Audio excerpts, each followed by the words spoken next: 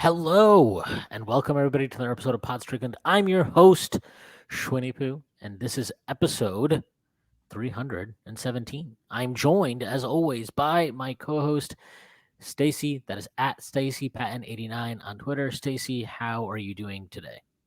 Doing pretty well. Happy Monday, everyone. Yes, everybody loves Mondays. Just the best day of the week.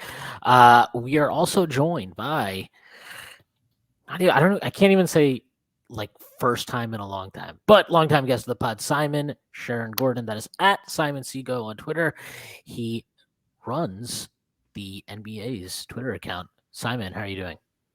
I'm doing well, guys. Twitter Sorry, the account. X account. The X Yeah, account. I was gonna say I don't know what we're calling it these days. Threads. Yeah, the X gonna give it to you account. Before we get started, I have to make a few announcements. The first being that the Strickland has an Instagram. Check that out. That is at the Strick.land on Instagram. We're posting all kinds of new content on there. The Strickland also has a YouTube channel where you maybe watch the podcast. If you are, please hit like and then subscribe to the channel. That'd be a huge help to us. The Strickland also has merchandise, which is available on our website. Go check that out. T-shirts, sweatshirts, hats, coffee mugs, water bottles, you name it, we got it. It's all on there. Again, you can find that on our website. That is at strict.land. And finally, the Strickland has a Patreon, which you can subscribe to. There are a number of different tiers. There is a $6 tier that gets you access to Pod Strickland, this podcast that I host every Friday with Prez. You also get access to the Strickland mailbag hosted by Andrew Steele, a.k.a. Doug, a.k.a. the Doug Bag, alongside Dallas and Miko that comes out every other week. You also get access to the Strickland Discord where the conversation never stops. There are further tiers. There's a $9 tier that gets you access to Strickland Roll, my solo pod where I rant and rave about the Knicks even more. You also get access to wonderful premium articles by Matthew Miranda, one of the best in the business.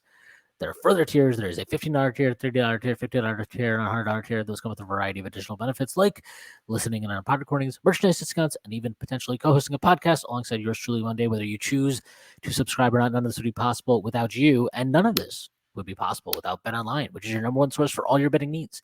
Get the latest odds, lines, and match reports for baseball, boxing, golf, and more. BetOnline continues to be the fastest and easiest way to place your wagers, including live betting and your favorite casino and card games available to play right from your phone. Head to the website or use your mobile device to sign up today and get in on the action. Remember to use promo code BELIEVE, BLEAV, for your 50% welcome bonus on your first deposit. BetOnline, where the game starts. All right. Let's do this. So today on the pod, we are going to do a top 25 ranking of all the players in the NBA. Before we get started, I just got to say, as it says underneath my name, if you're watching on YouTube, I don't think I'll ever criticize anybody for doing an NBA rankings list again because I found this incredibly fucking hard to do. And the main reason, I think, there's two things. One, I feel like we're in this weird, yes, the league is super talented and that's part of it. But I think the two main things are it feels like we're in this transition point where there's still like these older generation of stars who are really good and are on teams that are competitive, even if they're not all the way contenders. But then the other part that just was really, really hard is accounting for injuries. Like the amount of guys that you're like, well, I don't know. Is he going to play 40 games, 50 games? Like it really, and I'll talk about it when we talk about like Kawhi. Like Kawhi, if he was healthy, I'd have been like, yeah, top group, number one guy on a championship team, no doubt about it. I still think when he's healthy, he plays at that level, but he's not healthy all the time. And that is an issue. And like, I don't know what to do with that exactly. And it's kind of why, like, I think if you put Kawhi in your top 10, or you put Durant in your top 10 or top 5 or whatever, like, I get that. And I think it's totally reasonable. I think I ended up having Durant in my top 10. But it's just like, you could also be like, well, I can't trust their health, so I'm going to drop them all the way to like 22. And I'd be like, yeah, that's reasonable too. Like, it's really, really hard. And I guess I should mention that the one criteria we had, literally just the one criteria that was universal for all of us was,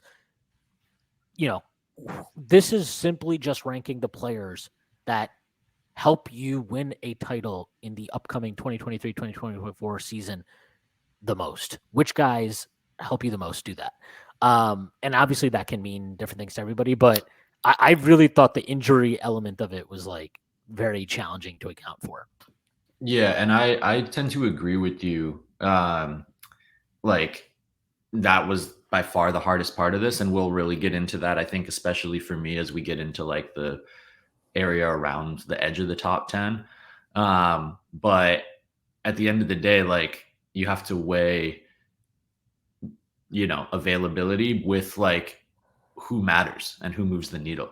And it's like that to me is where it gets really interesting, especially I don't want to like spoil the list, but with a lot of the guys like around KD and Kawhi in that kind of general area. So the other things that I think were really hard for me were, one, I think, how do you weigh playoff performance versus regular season performance?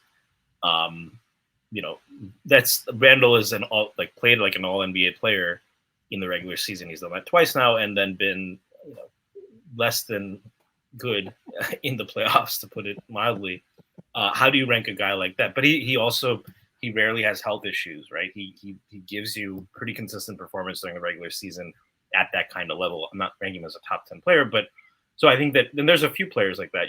Me and Shwin were talking about Dame before this, and his playoff performances don't always reach the highs that he shows in the regular season. And the other thing I think is context, right? Like there are guys who maybe didn't make the playoffs, but they're clearly extremely talented, but you can't really fault them for not being on a great team, or the way they're used. Sometimes you would say that this can be maybe not the best way to use them, or there's probably a way they can be used that would be conducive to winning more, but we just haven't seen it, right? So I think context and weighing playoff versus regular season after health, I think I agree with both of you guys that the health and kind of the age of some of the guys who are still, when it matters, the biggest needle movers was also pretty big.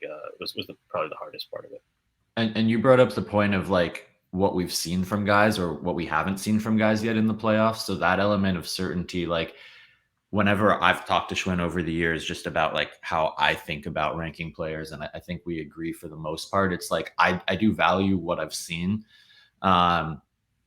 It's really hard for me to assume credit or give guys credit. Like I just saw a take on Twitter this morning that like if Tracy McGrady had played with Shaq in his prime, T-Mac would be a top 15 player of all time. And so it's like we're just giving T-Mac like the three-peat that Kobe actually got now. And that also discounts that Kobe was just like a better player, more efficient, better defender, way better longevity. But like that idea of just kind of looking at numbers and assuming a guy would, be able to get it done in a different situation in the playoffs, like that kind of thing. I can't really do that. And I think that'll probably show up in some of my rankings here. Yeah. Like this was a very, very challenging exercise. So I'll just do this. I'll name my tiers. I did tier it, but like my top tier is just pretty obvious. Definitely number one caliber. So like these are guys that are just like today. Again, this is not historic because historically LeBron would be in this group, right? But it's in 2024. These are guys I think, for me anyway, are unquestioned. Like if they're on your team, you have a guy who is capable right now of being the number one dude, number one creator, whatever you want to say, number one option on a championship team. After that, I had a tier that can be your best player, but maybe not your number one option. At least definitely needs another quality creator at his side. So that's like, again, I think that's pretty explanatory. I was very, very descriptive in my tiers. The next one was great engines, but play style / efficacy questions late into the playoffs. I'll get into who was in that group later. Then after that was number twos who can provide number one value on one side of the ball, be that offensively, dominant scoring, or defensively anchoring elite defense. But not on the other end, and may even be active detriments. And then I just I put plus Kawhi in this group because this is just where I was like, okay, I guess I'll put Kawhi fucking here. Then after that, I had really good players with various question marks, health, playoff performance, guns in one Ja Morant's case. That confused me. And then the last group, this is not even in the top 25. This is just my honorable mention. So I'll just name off my honorable mention guys. Honestly, for the most part, I think I'd be fine if we weren't doing a top 25. I'd probably have a bunch of these dudes in the tier above. But since we did do a top 25 and I decided to use that as an opportunity to shit on Tyrese Halliburton, I took that chance. So this tier is called basically same tier as group of, but had to cut off at 25. Also, fuck Halliburton. Okay, my honorable mention group is Halliburton, PG, Ingram, LaMelo, Siakam, Garland, Mikal Bridges, Zion, Harden, Draymond, Sabonis, Levine, Cat. Oh, Randall? No, Randall was just above. Honestly, like, if Randall was a Pacer and Halliburton was a Knick, I might have flipped them. Just throwing that out there. But I didn't because fuck Tyrese Halliburton. You had Cat over. I think most people would have Cat too. Probably over yeah, I think again, like you could, if you told me any of those guys you'd prefer over Randall or the group I have above, that'd be fine. I'm not like, it's not one of those things I'm like super passionate about, but I'll just go like Halliburton, really good player. I need to see him get to the playoffs and do it. Like I just need to see that because I still have a lot of question marks about his ability to do what he does offensively when the game slows down in a more half-court oriented setting like a playoffs, and when teams are super like, I mean, I would like to see him have to deal with Gabe Vincent dry humping him up and down the floor for a series. I'll throw that out there. I put PG in this group just because of injuries. If he didn't have the injury history and all that shit, like he'd be much higher. Ingram, injuries. He had just a very weird situation in New Orleans. I actually think his playoff performances and even the play-in stuff at the end of the season was really encouraging, but like he misses too much time, and everything about that situation is very weird over in New Orleans. LaMelo,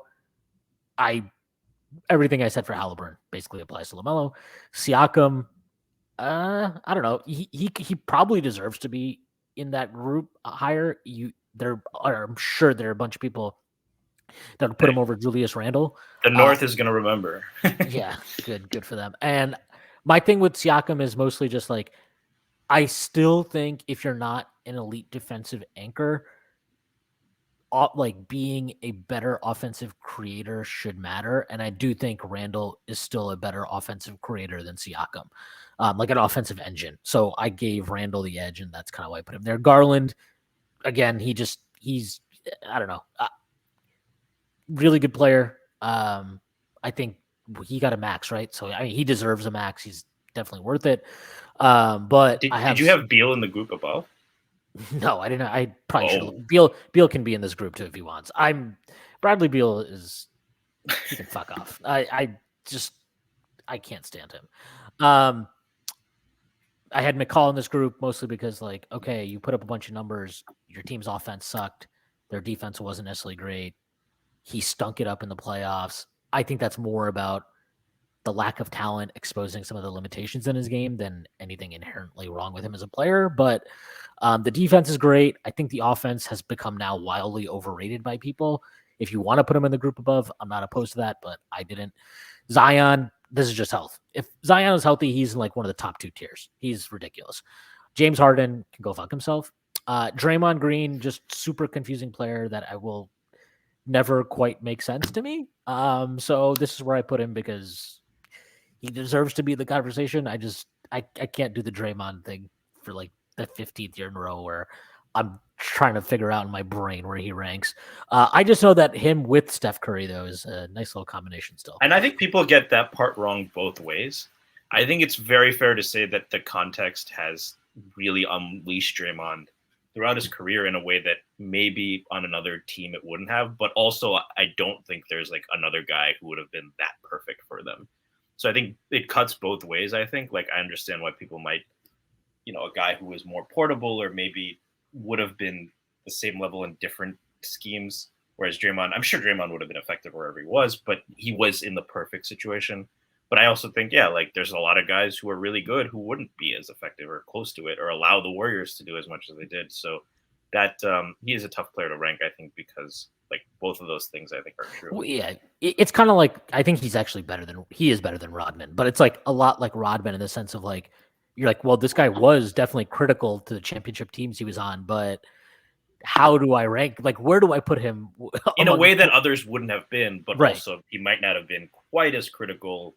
Like if Draymond was in Milwaukee, there might be challenges there, right? Or if he was in a different place. Yeah, it's really tough to rank guys where it's like they're super fucking important, but you also know like if you were in a position where we needed you to be this like a number 2 option with higher usage, you're just incapable of that. But you're amazing defensively. Like I don't know, it's really hard to rank these and guys. a great guy to grease the wheels of an offense when you have the other people that take care of the ISO stuff and the creation stuff, like the more traditional creation stuff. Yeah, and then I had Sabonis in this group who, like, again, you could argue between him and Randall. Both of them sucked in the playoffs. I don't know. I think Randall's I had Sabonis over Randall, and Cat that's over fine. Yeah, that's totally fair. in the top I mean, 25. So they were the number 1 offense in the league last year, right? So I think that's more than fair. Then I had Levine and Cat in this group. I don't really. I mean, Cat is. I'll say this. I suspect that after next season, we will be on like Cat has like roller coasters. So like when everybody's down on him is probably the best time to buy his stock, and when everybody's super high on him is the best time to sell his stock. So this is probably a good time to buy Cat stock. I will say that. I actually thought he played pretty well in the playoffs, even though the first few games are rough. But that, in my opinion, I thought they gave Denver like a pretty tough series, all things considered, and he was a part of that. So I give him a little bit of credit for that.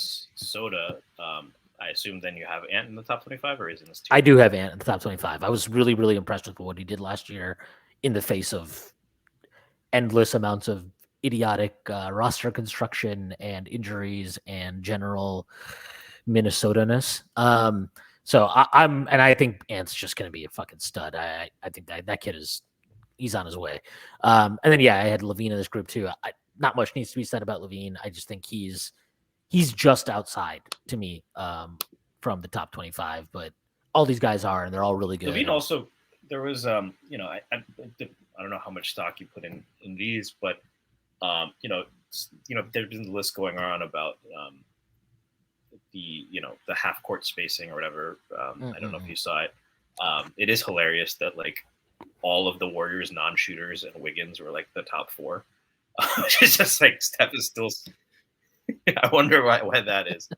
But did you have Trey? So I'll mention that Levine had some of the worst spacing in the league. Yeah, which is. I had Trey. I had Trey in my top 25. Yeah, he barely made it for me too. But I don't think you could justify when Trey has pretty thoroughly outplayed Randall in a playoff series. I don't think you could justify having Randall over Trey. I thought Trey played well against the Celtics this year. I thought he was like, I mean, he hit that game winner, right? What was it in game 5? Yeah, them taking 2 off the Celtics, despite, I don't think the roster is constructed very well. Is a testament to him. But I will say for Levine, the most talented team, chock full of Hall of Famers in the NBA, 6th man of the year, 12-time Tatum. They had quick. Jalen, Scottie Pippen, Brown, just fucking loaded these guys, man. And but I do want to add. Who has bionic knees will be perfect.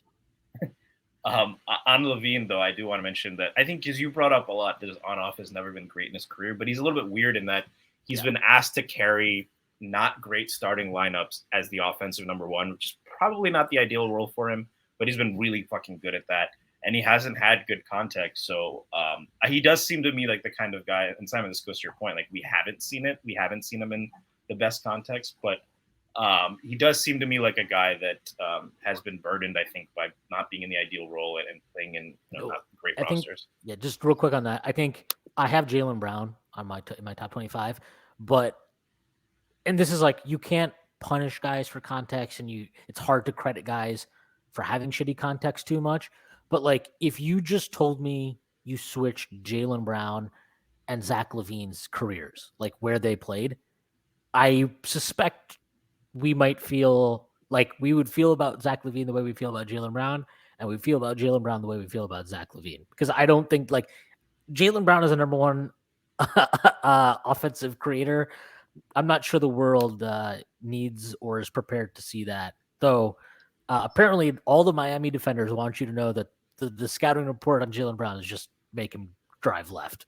That's all you got to do. So yeah, I like Levine. It's tough. He's been shitty context his entire career, and like, yeah, to some extent you can be like, well, that says something about him as a player, right? He can't elevate his game, but it's like, okay, so he can't do that. What if you put him? Can he get to a situation where like that's not what he has to do? Because I'd be curious to see him that. And actually, like, I think his defense would improve too. Like, I think his defense is a little underrated. Like, he's not. It's fine. It's fine. Yeah, he's fine. And I actually we'll talk about this when we get to Dame. Like, I've been having like interesting thoughts about Dame. Like, just considering him in Miami. Yeah, pause.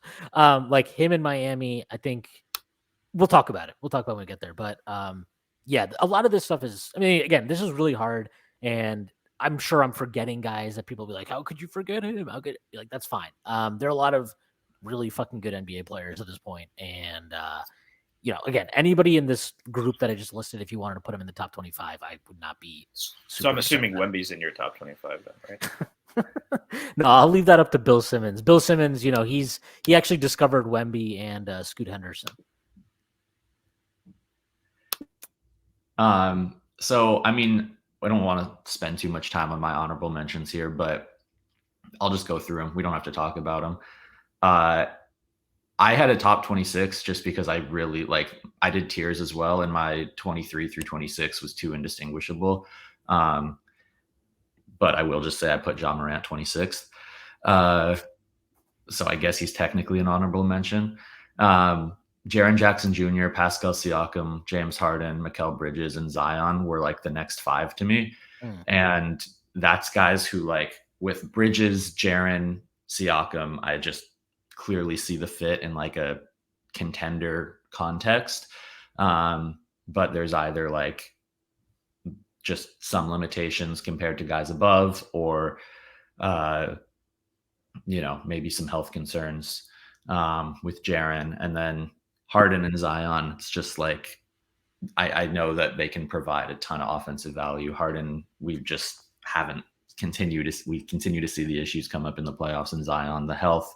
And then there's just a bunch of guys who like I think are not really in the conversation for me for top 25, but like I guess the true honorable mentions, which are guys who like either can be a part of a contender, but again, they're just a little more limited. Klay Thompson, Brook Lopez, Evan Mobley, Porzingis, Levine, guys like that. And then you have guys LaMelo in there? Or? I have LaMelo in there too, yeah. And then, yeah, like a bunch of guys you mentioned, like Ingram. I had Randall here as well, Beal. Wow. DeRozan. Fucking Knicks hater. I didn't even have Sabonis in this group for the record. So that is a testament to Randall. I'm not sure what to do with those guys. Like when you are trying to build like a contender, like I don't know. I also just want to mention this because I get to do this because it's my list. I didn't have Kyrie in my top 25 and I didn't put him honorable mention because he can go fuck himself. Same. So yeah, I mean, if we're going to dock guys for availability, then yeah, I mean, he is availability. I think he's a shitty fucking presence in your locker room. I think he is. And there's a lot of good guards in my top 25. There's good guards that didn't make it. Like I'm like the lowest ranked guard. I have Trey and Ant at 23 and 24. I can't put like they're both really good players. Why would I put Kyrie Irving over Trey Young at this point? Yeah, like Trey purely from a basketball standpoint, right? Right, and like and the thing is, like I love Kyrie's game. I've talked about this with Simon like forever. Like I think he's like the only guard I can think of who is like perfect as a number 2 option. Like the way he plays is so perfect. It's why him and LeBron were awesome. But he also doesn't need to dominate the ball. Like, right. Yeah, he's a good off-ball player. He's a pretty underrated passer at this point, I think, because people don't. He's really good. He's a good secondary creator. His issue is like when you're like, hey, run point, and he's like, all right, I'm gonna be fucking hot sauce right now. Like no, you don't need to do 17 and he's crossovers. Not alone. Like Brunson does that too sometimes. Yeah, and I think Kyrie. Perfect. The last thing I'll say, Kyrie's actually like a pretty solid defender for like a 6'2" guard. Like when he gives a shit, he's fine. Yeah, so the playoffs he's like usually pretty good. But yeah, like I I don't like Kyrie. I've been very open about that forever. So I didn't fucking put him in this list. And if I was a GM in the NBA, I would never fucking trade for that guy. Yeah. So if I'm gonna have that stance, then why the fuck would I include him in a top 25 list? I think where I disagree with, I think I'm higher on Sabonis than both you guys. I think maybe I'm lower on Fox, and maybe that's part of it. Yeah, I do have Fox in my top 25, obviously, but I do think like Sabonis leading that offense. And I will say one differentiator over Randall, and maybe this is a Tibbs thing, that you can put Sabonis at the 5. He's not a good defensive center, but it is at least functional to the point where he's able to do that. With Randall, and again, you want to blame Tibbs, that's fine. But with Randall, like I think there's a lot of limitations that make that not even really an option. So like I think that is a credit to Sabonis. And I think he's just I think he's more playoff proof. I think he's a better decision maker. Randall's just immediate, like he is a walking double team. There is no way to really defend him one-on-one is a credit to him, but I think that's where I think I'm higher on Sabonis for a few of those reasons. And I didn't have Cat in there, I didn't have Randall in there, but yeah. So I think that's where maybe I differ from both you guys in my honorable mention groups. Yeah, no, I mean I think that's good. I guess we could start now. I guess Simon, why don't you start since you had 26, so we can get like 26. Yeah, for sure. So I also relied on tiers for a lot of this, particularly here and then more as we got closer to the top. But I had this group of 4 point guards. So it was De'Aaron Fox, Tyrese Halliburton, Trae Young, and Ja Morant. That was my 23 through 26 in that order. I just feel like none of these dudes are like going to be the number one engine on a title team quite. I think Ja and Trae have proven the most, but at the same time, like I think Fox and Halliburton, because this is forward looking, and that is the one other criteria we like didn't mention is for 23-24, you do have to do a bit of projection. So I just what I saw in terms of Fox's leap last year, what Halliburton was able to do, during the competitive portion of their season, I guess, and just those guys like leadership abilities, right, and just approach in basketball. I'm just banking on that a little bit more than Trae Young and Ja Morant. Whereas I think like they're close enough as talents, so I put those guys higher. But this is clearly like a tier to me. Did you have Jamal Murray higher, or did you not have him on your list? I had Jamal Murray significantly higher, actually. That's interesting. So, because I had Fox much higher actually, partly because of the projection, and partly because I still think he is and I think you had him higher than Sabonis, so you'd probably agree. So my last tier 3 was actually 14-25. I only had 2 guys in tier 1. You probably guess who they are. Tier 2 was a little bit bigger, and then tier 3 was 14-25. Yeah. And with it, I had all of the guards you mentioned besides Halliburton in there. But I had Fox and Ja actually higher than Jamal Murray. And I'm probably penalizing Jamal Murray again a little bit because of context. He gets to play with, I think you can guess what year I had Jokic in. So, and so I had Ja actually a little bit higher, and Ja and Fox I think a little bit higher than you. Yeah, I had, so my tier I had basically 25-22. I want to be very clear. If Ja didn't wasn't obsessed with guns, like if he wasn't an NRA member, I would have put him in the tier above. And in that tier, I have Trae. I have Trae in that tier, just at the bottom of it. So he'd been up there. Ja, and I had Fox, and I just real quick, and I had Fox in that tier also above.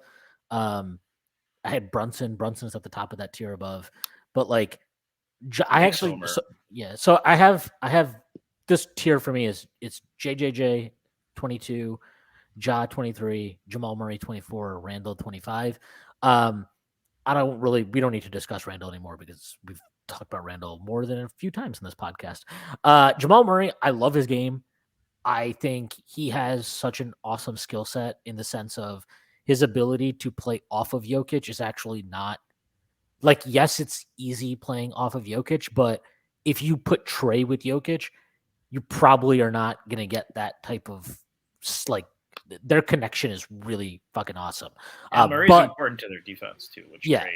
having Trey and Jokic. I mean, I think Jokic is underrated defensively, but Yeah. that could cause some problems. Yeah, and I just think like Murray he's just such an easy like the one thing I really value about him is he's one of these guards. Like Quickly is like this offensively too. This is something we talk about Quickly all the time. But like Steph is like this, right? Steph is the best version of this. But these are guys that like their ability to play on and off ball is amazing. What I will say about Jamal Murray though is I think what is a team where Jamal Murray is actually running point, where he is like having to create the offense for everybody all the time or more consistently. And I have real concerns about that because I think there's a lot of Kyrie about him in his play style. And I don't think he's the like his top level is really good, but I don't think his top level as a scorer is Kyrie level. I don't think it's Brunson level, by the way. Yeah, I agree. And I just think like, so for that reason, I put him here. If Denver does like go on another run next year, right? Win another title, get to a finals, whatever it is, I think that probably I'd feel a lot more comfortable with it. But you got to also remember he's had a weird career, right? Like he looked like he was about to burst out, then he tears his ACL, he basically misses like 2 seasons. Then he comes back last year. He kind of sucked for the first like 30, 40 games. Then he looked a lot better towards the end of the regular season, like the back half of it. And then the playoffs, like he would have these games where it's like he has 30 points, but he does nothing until like the fourth quarter, and then he just drops 23 or something. So he's just he was a tough player for me to rank, but I felt like he had to be in the top 25. Like you have to honor the fact that he was the number 2 guy on a championship team. That means something. Maybe it should mean more. Maybe I'm being a hypocrite, but like I felt comfortable putting him in this group. And again, if he does it again, I'll put him in a group higher. So I like I said, I had Murray significantly higher. I think he's like 8 or 9 spots higher at least. I think like you're right that I don't know what it would look like if he was your number 1. There might be some limitations there. I also could see him looking totally fine, like just as good as like a Brunson or a Halliburton or whoever. Like I don't really know. And I also don't know the flip side, what some of these guys would look like playing next to Jokic. So in that sense, maybe I should just put them all in the same tier, and maybe I have Murray too high.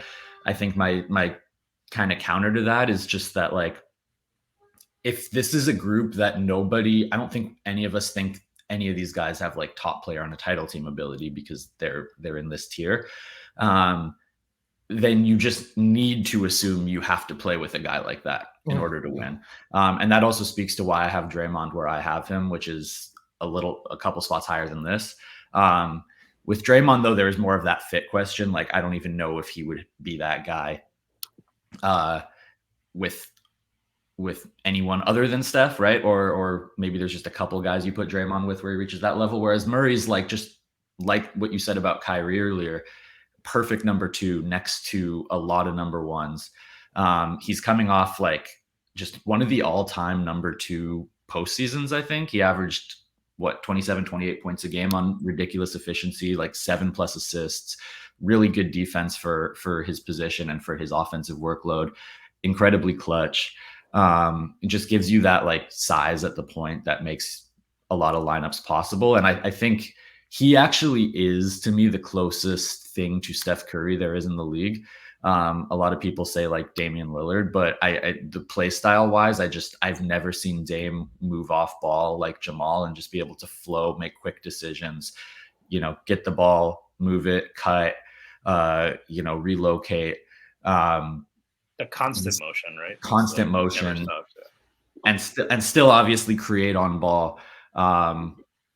Tough shot making, like the just ridiculous shot making from all 3 levels. So I just super value players like that. And yeah, we'll get to Murray. I'll like mention when we get to that part of the list exactly where I have him, but I did have him kind of above all of these guys. I also I think so. I like I said, I was a little bit like my tier 3, like tier 1 is just 2 guys who I think like instantly make you a contender. Tier 2 is either older guys who have availability issues, or I have like Booker in there where I think there's some context specific things where I could definitely see him being the best player.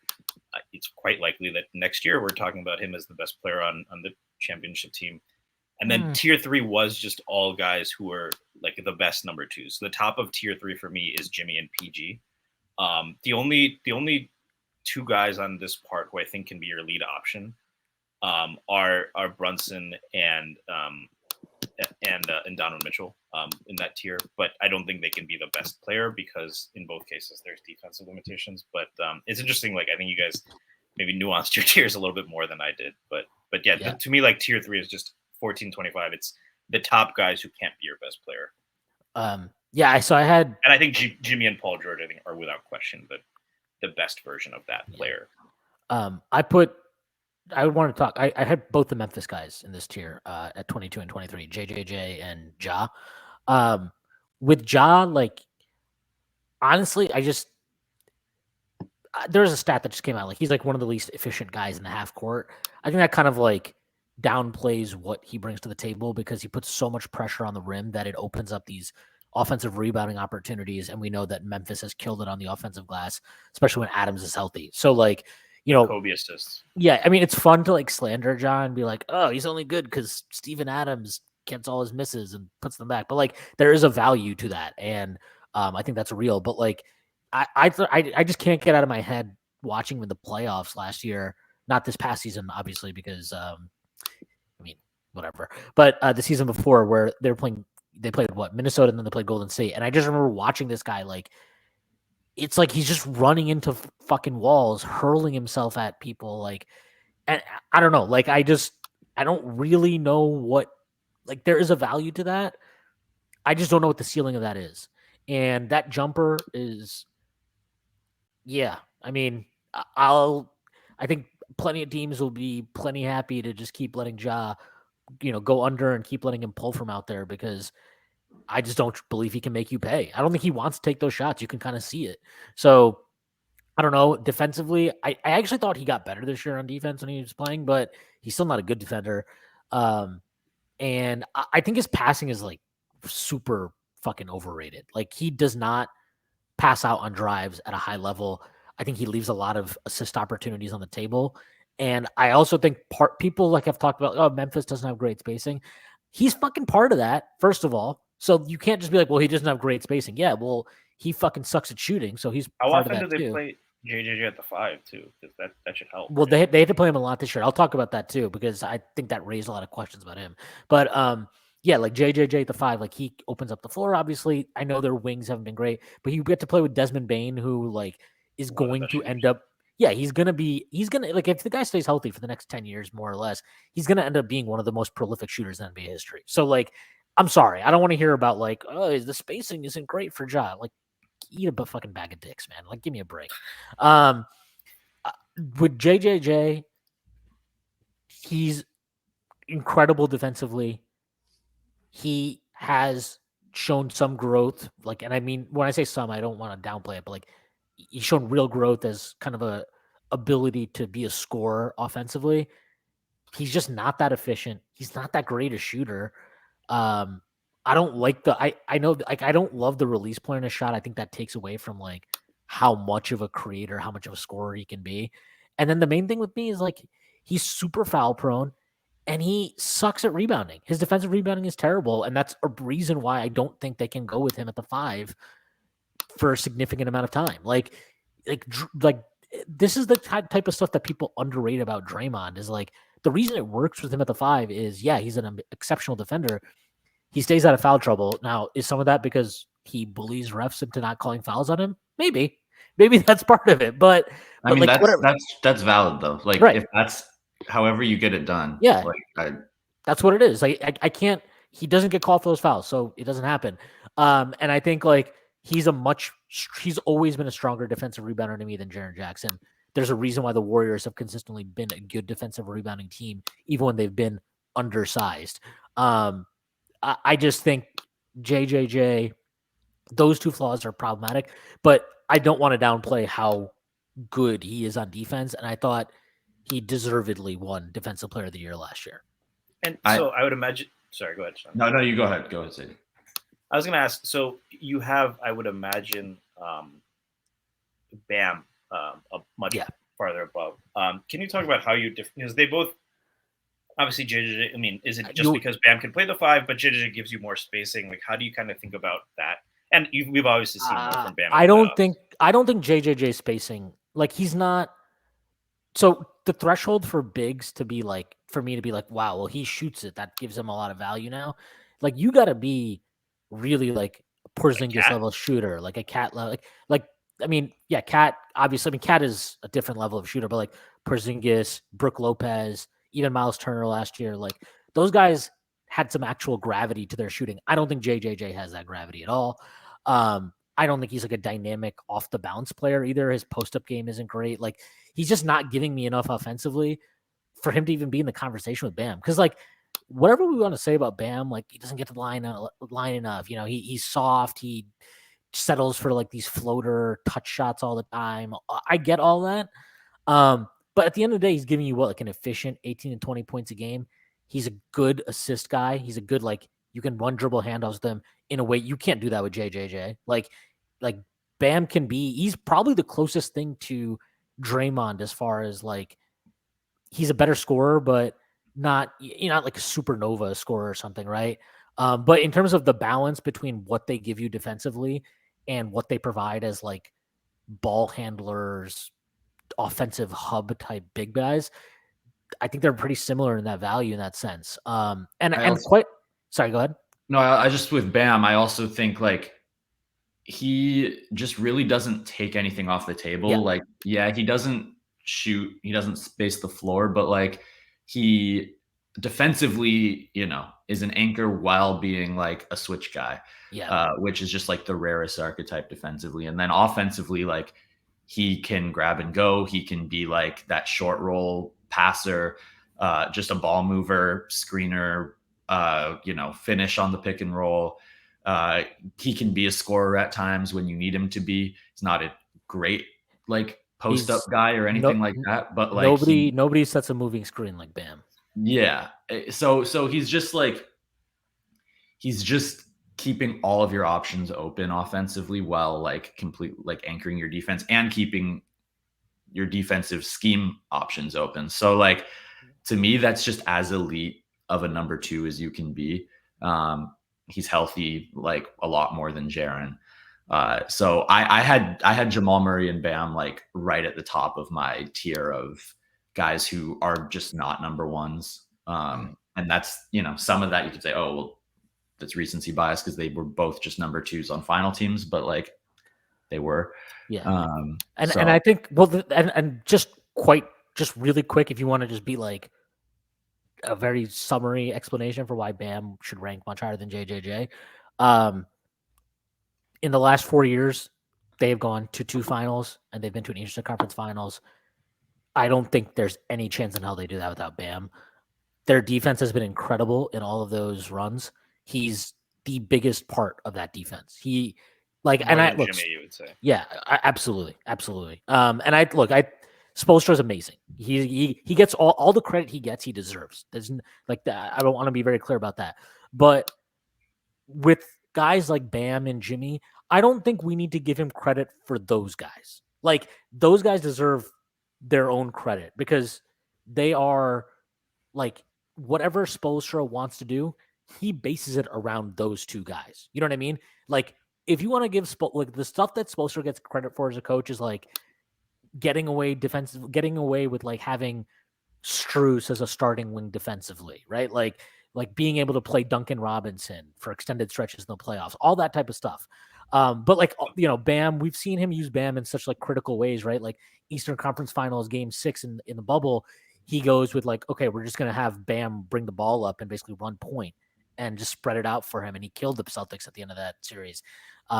We've seen him use Bam in so many different ways. So like, yeah, I just think Bam is a different level to JJJ. And it always takes both. Like it takes, I always think of it as like the credit doesn't have to go to one or the other in those situations. Cause it's like the Heat weren't going to, the finals and East finals before 2020 when they got Jimmy or, Bam kind of came into his own. It's not like Spo just takes teams to the finals every year. And the same thing, Steve Kerr when, his guys were hurt, Popovich the last however many years, Nick Nurse the second, like Kawhi left and Kyle, declined and left and all that. Like it doesn't, you just need both. So I give these guys like full credit, even when they are in a good coaching situation. You also have to be coachable and fit into the systems and schemes that win championships. So like, I'm giving Bam and Jimmy full credit, like you said. Yeah. And Stacy, can you what was your 22 to 25? Just so we can, because I don't know what it was exactly. It was Beal, Trey, and Sabonis. So I think I don't think I had the same. So I guess I think I explained with Sabonis. The fact that he can play the 5, even though he's not an effective defender there, I think puts him above some of the guys. And I think he's just a better creator than some of the more versatile bigs like JJ. Like that's why I would put him over JJJ. And JJJ does have some of the rebounding issues. So I love that skill set. Like that's the kind of big I've wanted the Knicks to have for a long time. And like I actually, like, compared to certainly you and Prez, I don't have as much issue with the rebounding stuff, but Sabonis is a superior offensive player and can function as your 5 on defense, even if it's pretty less than ideal. I probably should have, like, if we're looking forward to your point, Simon, maybe Ant should be a lot higher, especially given what he's done in the playoffs. And the context hasn't been great.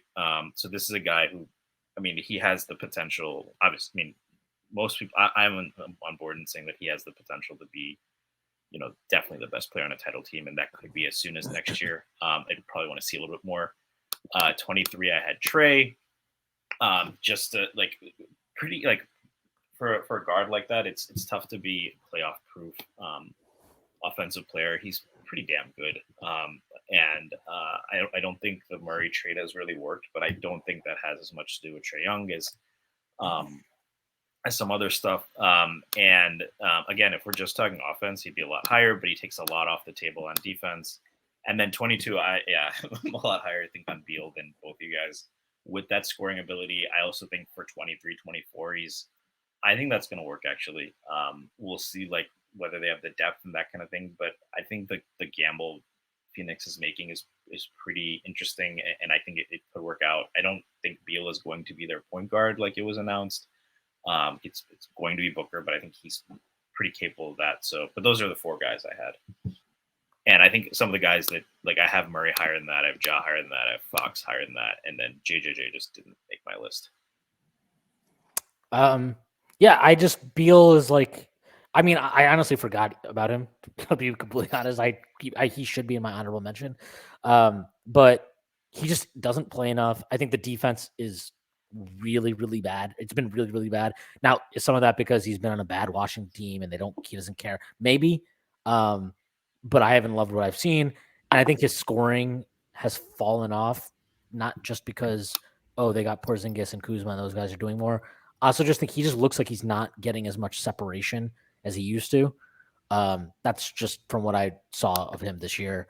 So I'll be curious to see how he does in Phoenix, but I don't know if they're planning on using him as point guard. He might be out of my top fucking 50 by the end of this season, because I don't trust point guard Bradley Beal. I'm sorry. Like, that was a really big issue for Washington last year in endgame situations. Like, he's just not, it's not what he does. And I think it's kind of setting him up for failure potentially. Not in the regular season so much, because if they get a reasonable amount of health from Durant and Booker, which with Durant especially is, who knows, they should be okay. But yeah. All right, we can move on though. This is what I had. So my next tier, this was number 2s can provide number 1 value on one side of the ball, but not on the other, and may even be active detriments, plus Kawhi. So I had, this is 21 to 13. So I think this is my biggest tier. Trey, 21, Edwards, 20, Fox, 19, Mitchell, 18, Jaylen Brown, 17, Kawhi, 16. I want to be very clear. Kawhi, again, like, he would be in my top 5 if injuries did not exist, but unfortunately they do.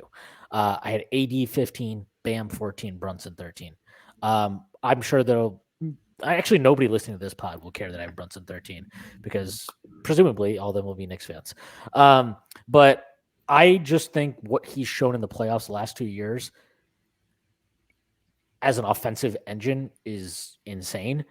And the fact that he did it like against Miami in round 2 in a situation where Randall was crapping his pants, nobody else on the team could make a fucking shot except for RJ Barrett sometimes. Like I don't think he's getting done any favors with the very simplistic offensive schemes of like Jason Kidd and Tom Thibodeau over the last 2 years. A lot of that is just glorified mismatch hunting. And I also think defensively, he is a liability for sure. His compete level is good. Like he isn't in the playoffs. He's not a guy he's not just going to like stand around and mail it in, which is a major difference to me between him and somebody like Trae Young, which is why Trae was the bottom of this group.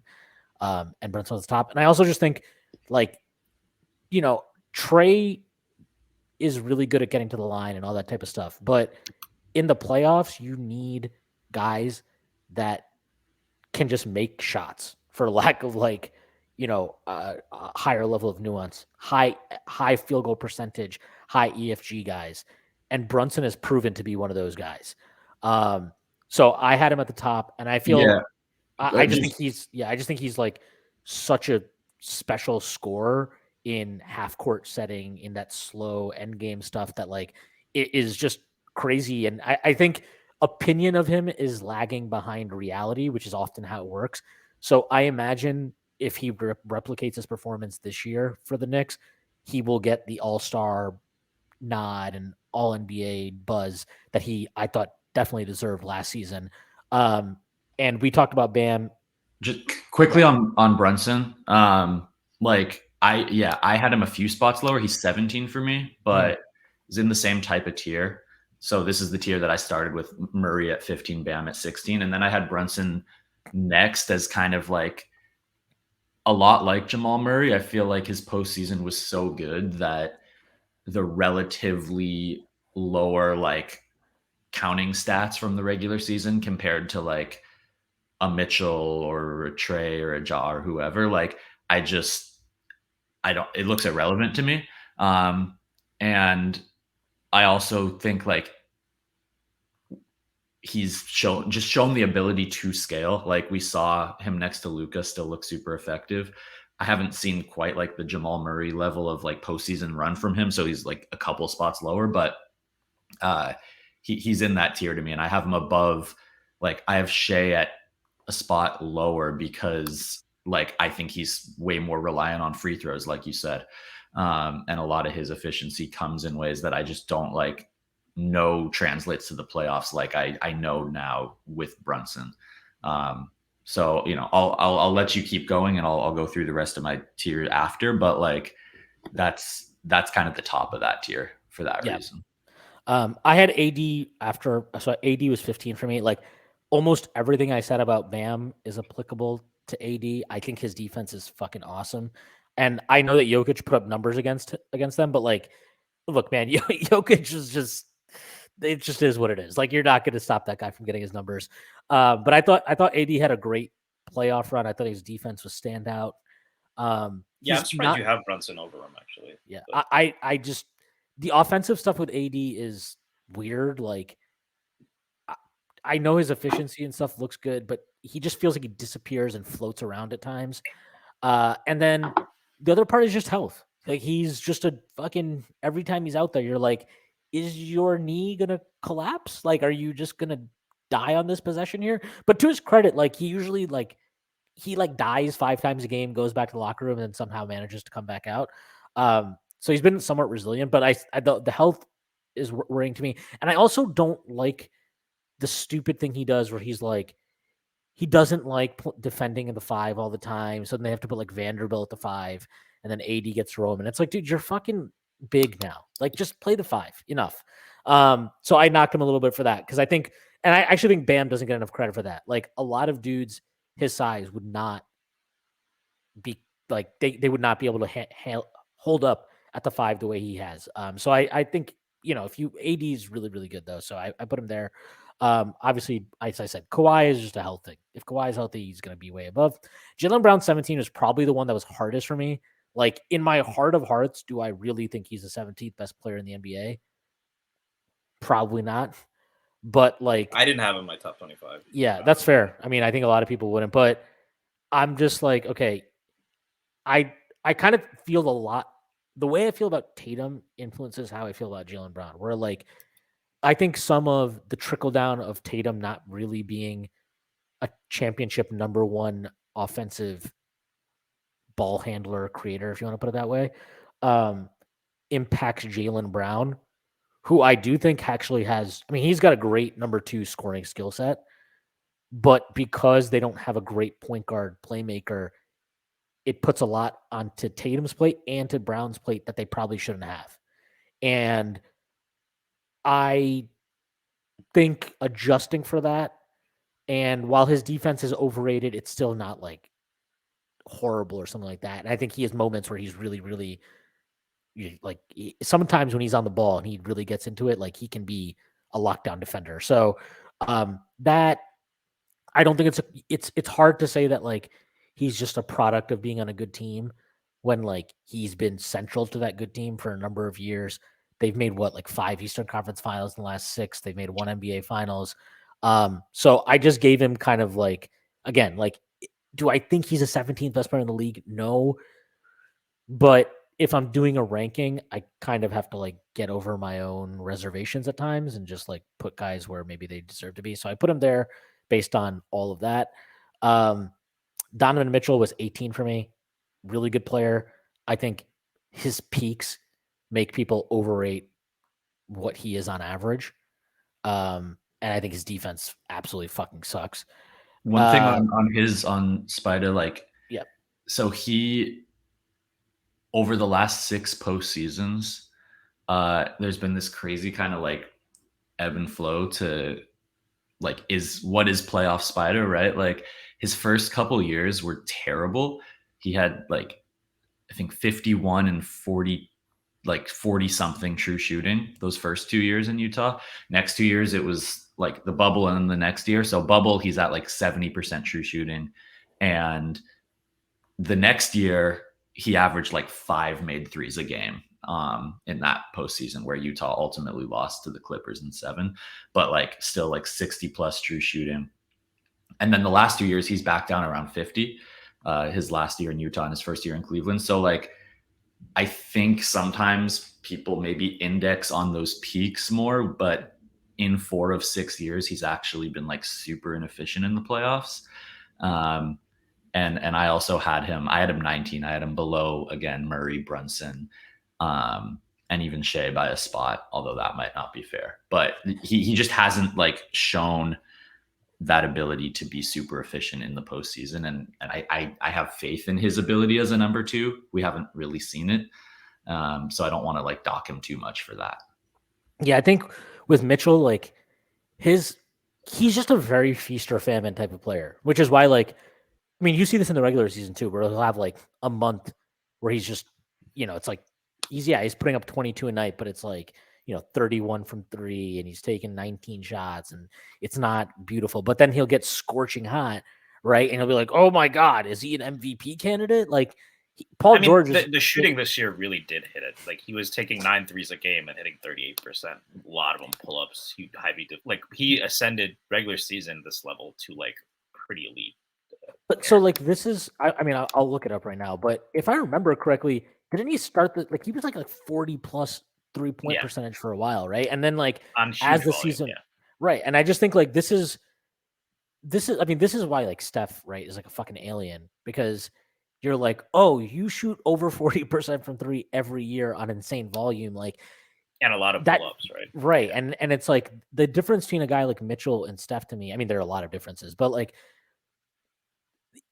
Steph is when his shot, right? When his 3-point shot on the nights where he doesn't have it going, he can still find ways to score the ball at a high clip, right? He can get into I think he's just got this, obviously the gravity he has warps defenses and like a way that is just one of one.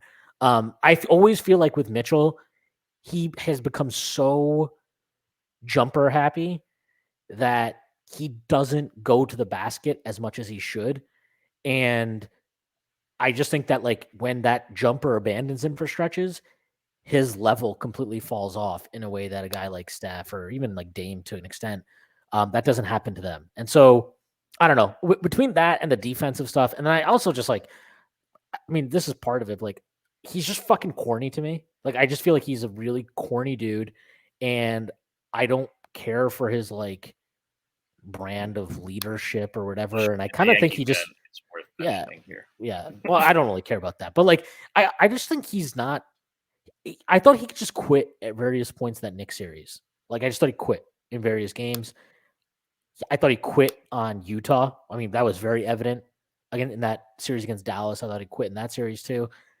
I'm going to dock him for that because I just think that's bullshit. And then I had Fox at 19. Fox might be like higher in a year if he just does what he does, because I think I saw enough in that Golden State series. I know the game 7 was awful, but I saw enough in that Golden State series where I'm like, okay, this guy can be like, he's a problem. He's just his speed, his ability to get into the teeth of the defense and score and create. I wish he was a little bit better of a passer. I wish he leveraged his penetration to find teammates more, but I just thought I was really, really impressed with what he did this past season and in that playoff series. And then I had Edwards at 20. Edwards is just like, there's really not much to say. Like, he's awesome. He's going to become more awesome. He will probably be a top 10 player within the next 2 seasons, if not higher. So He got me my best performing tweet ever. So yes, which is important. And then again, I had Trey at the very bottom of this list, which I already went over. Yeah, I think so. I think where I disagree with so there's a couple of guys I had in the tier above from you guys, and then I think there's a couple of guys I have here that it sounds like both you're higher on. So I had SGA in the tier above. I'm actually very high on him.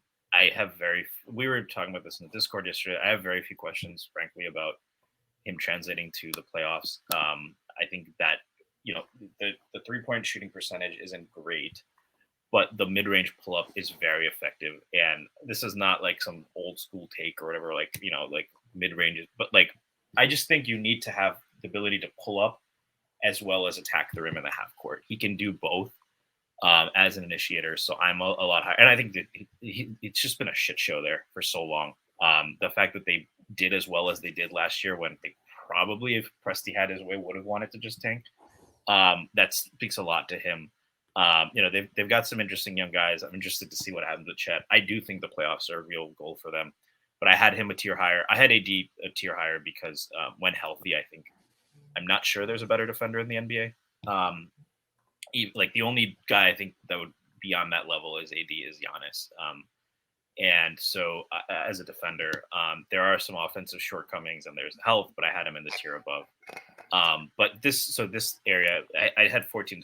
So since I'll do 14-21.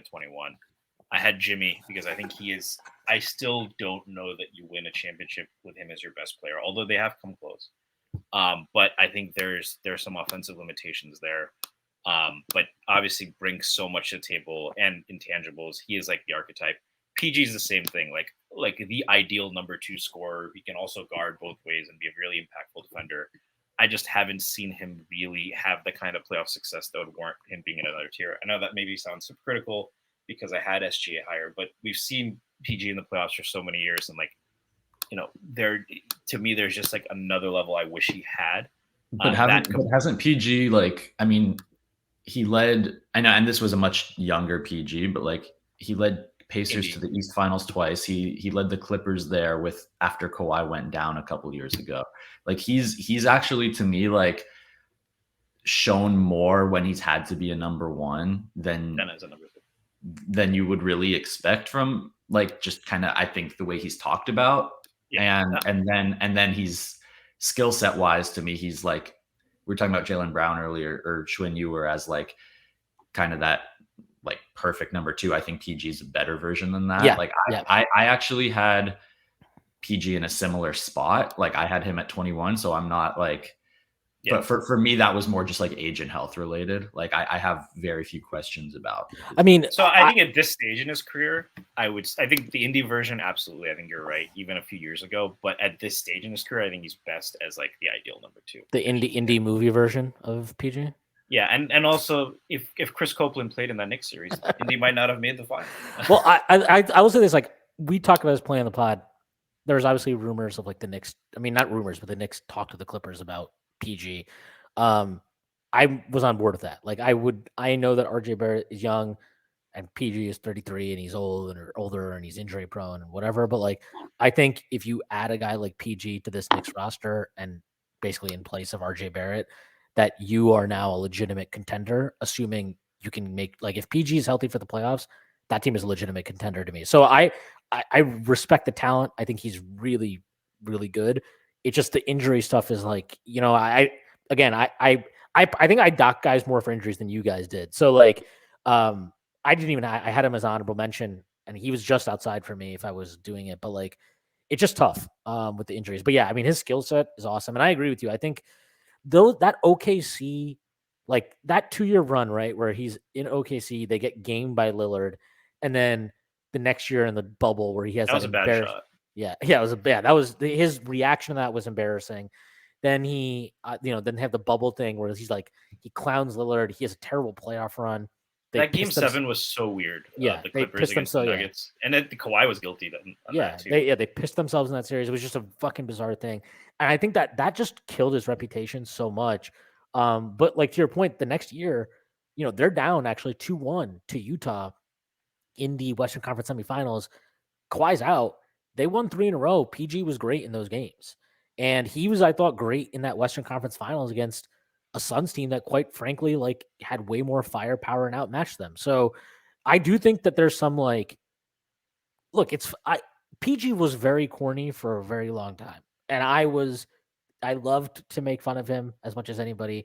But I really do feel like, I mean, he's talked about it, the bubble. He at the time, I think he said that he was struggling with like mental health issues or something like that, like whatever it was. And he's talked about getting help for it. And I think like, I don't know, when you see him on this podcast and stuff now, like I just feel like you can see that he seems like in a way better mental space. He seems like way more at peace with who he is and all that stuff. And I think that's reflected in like when I see him play now in those kind of moments where I always felt like he used to be very frenetic. He's become a lot more calm. And that was clear to me in that Western Conference Finals run they had, where I just thought he was fantastic in that entire stretch. But yeah, I had him at 15 at the top of this tier. I think like, yeah, if you can guarantee health, there's definitely an argument for him to be higher. I had Brunson at 16. I think the next part of my list is pretty similar. Brunson 16, Mitchell 17. Mitchell, I think, had a better regular season, but I cannot put him over a guy who just outplayed him pretty thoroughly 2 years in a row in the playoffs. I had Fox at 18, and I think everything you said about him, I agree with completely. I have Bam at 19. I'm probably a little bit lower on the offense than you guys. I do think there's a good amount he takes off the table. How did you end up lower on Bam than me when you've been like the Bam guy? Have I been the Bam guy? You've always been the Bam guy. You're like, I think he's super underrated. I think every year I've been expecting him. So I'll say this. I think whenever we do like our preseason, like, how we expect, the over under stuff and all that, I always feel like there's another gear he can reach offensively. And I always end up a little bit underwhelmed by that. But I think what he gives you on defense is pretty great. I just think the guys I have, like the only bigs I have above him are the finals MVP, a 2-time former MVP, the reigning MVP, however you want to qualify that, and AD, right? So those are the only bigs I have above, and everyone else I have above him at different positions is more of an offensive threat, significantly more so, like as a creator. So I had Bam 19, I had Ja 20, where I think I'm a little bit lower on Murray than Simon. I probably did dock him, maybe unfairly so, for the context he has. But I think that I would put Brunson over him, for example, because I have more confidence in Brunson being able to do a lot of the off-ball stuff that that Murray does. I don't think he's a bad off-ball player by any means. I think he gets an unfair rap because of how much he isolates. But he shot like 48% on catch and shoot threes. He just didn't get a lot of opportunities because of how much he's relied on. So I think if you put him next to a guy like Jokic, I think he'd be pretty damn good. The thing I do think Murray has a little bit more is better on defense. So I think I would give that, but I ended up a little bit lower on Murray. So he was 21, and then so that's my 14-21. I already mentioned the guys I had 22 to 25, and for me this was all one big giant tier. Yeah, and I think we should move past this tier. I've already kind of talked through my guys as y'all went through, but I'll just read them off. So I had Murray 15, and then Bam, Brunson, Shea, Mitchell 19, Jaylen Brown and Paul George 2021, and then 22-23 is where I had Draymond and Drew Holiday. I don't know if you guys had Holiday, but I forgot Drew should have been in my honorable mention also, but I didn't have him in top 25. Yeah, he's honorable mention for me. Okay, yeah, he's similar in that mold to me of just like, I think the Brown, George, Draymond, Holiday tier is like all guys you just really fucking want on your team, but leave something to be desired in like offensive creation, to different degrees, obviously, and then the defense for Drew and just like that winning mentality, those kind of things I just value so much. But we can move on. I if y'all don't mind, I have this mini tier at 12 and 13. Mm-hmm. And so like 8 through 11 were guys who I could see being like top 5, and it was just injury age stuff. And then 12 through 13 is where I had Damian Lillard and Anthony Edwards, who I saw as like the top 2 guys that kind of like, I really don't think they can be number ones. Whereas I'll just say now, like when you get up to the tier above, it's like Embiid, AD, KD, and LeBron. Like those guys are all number ones to me. Maybe, to different degrees, but there's just so many like questions with their health and stuff. And then Dame and Edwards, it's like I think they're just a step below. But to your point earlier, Shwin, about like guys who can do it on one side of the ball, if Dame goes to Miami, like they could win the championship and he could be their number one offensive option. I have Jimmy Butler higher because I think Jimmy Butler would still be the best player on that team. So like that's kind of how I view Dame. And yeah, like postseason, he's been inconsistent in the postseason. I don't think he's like been bad by any stretch. But I mean, his best teammate has been CJ McCollum, right? Like they got 1 year with that LaMarcus group, which whatever. But like, I just think with Dame I ended up having him. I have him 10th. And like where I'm at with Dame is, it's very fun to clown on his recent turn into like the biggest cornball in the NBA. But the season he just put up this year was fucking bonkers. For large stretches, he was arguably the best. Yeah, I mean, and the rest of it, it's not a shock that as soon as he sat there, they totally went into the toilet. I don't think I like Simons as a player. That fit is he in your honorable mention, by the way? I think because he is from. No, he didn't. He didn't have him in my honorable mention. But like as good as he is, like as a shooter or whatever, it's a CJ thing, right? So whatever, it doesn't really matter to me. And then I like to your point about Butler, it's kind of one of those things where it's like, okay, I have all these questions about Dame, but now if I put Dame on this Miami team and it's like him and it's Butler and it's Bam and there's just a bunch of fucking random, fucking creative players that Miami signs from the G League, like, will they? I mean, I'm just like, I think that's like the best team in the East, probably. Like, I don't know, like those pieces just fit really well, right? Like Dame with Butler with Bam, you can kind of just see how that makes sense. And then, like, then I also wonder if Bam would unlock some of the off-ball stuff for Dame. Yeah, right? yeah, maybe. And then, I mean, and Spoelstra will be more creative probably in how he uses them and whatever. But like, and then you're like, okay, well, if they actually won a championship, I mean, that changes so much for all those dudes, but especially Dame, I think, where it's like we've just never seen Dame play with like a top flight star.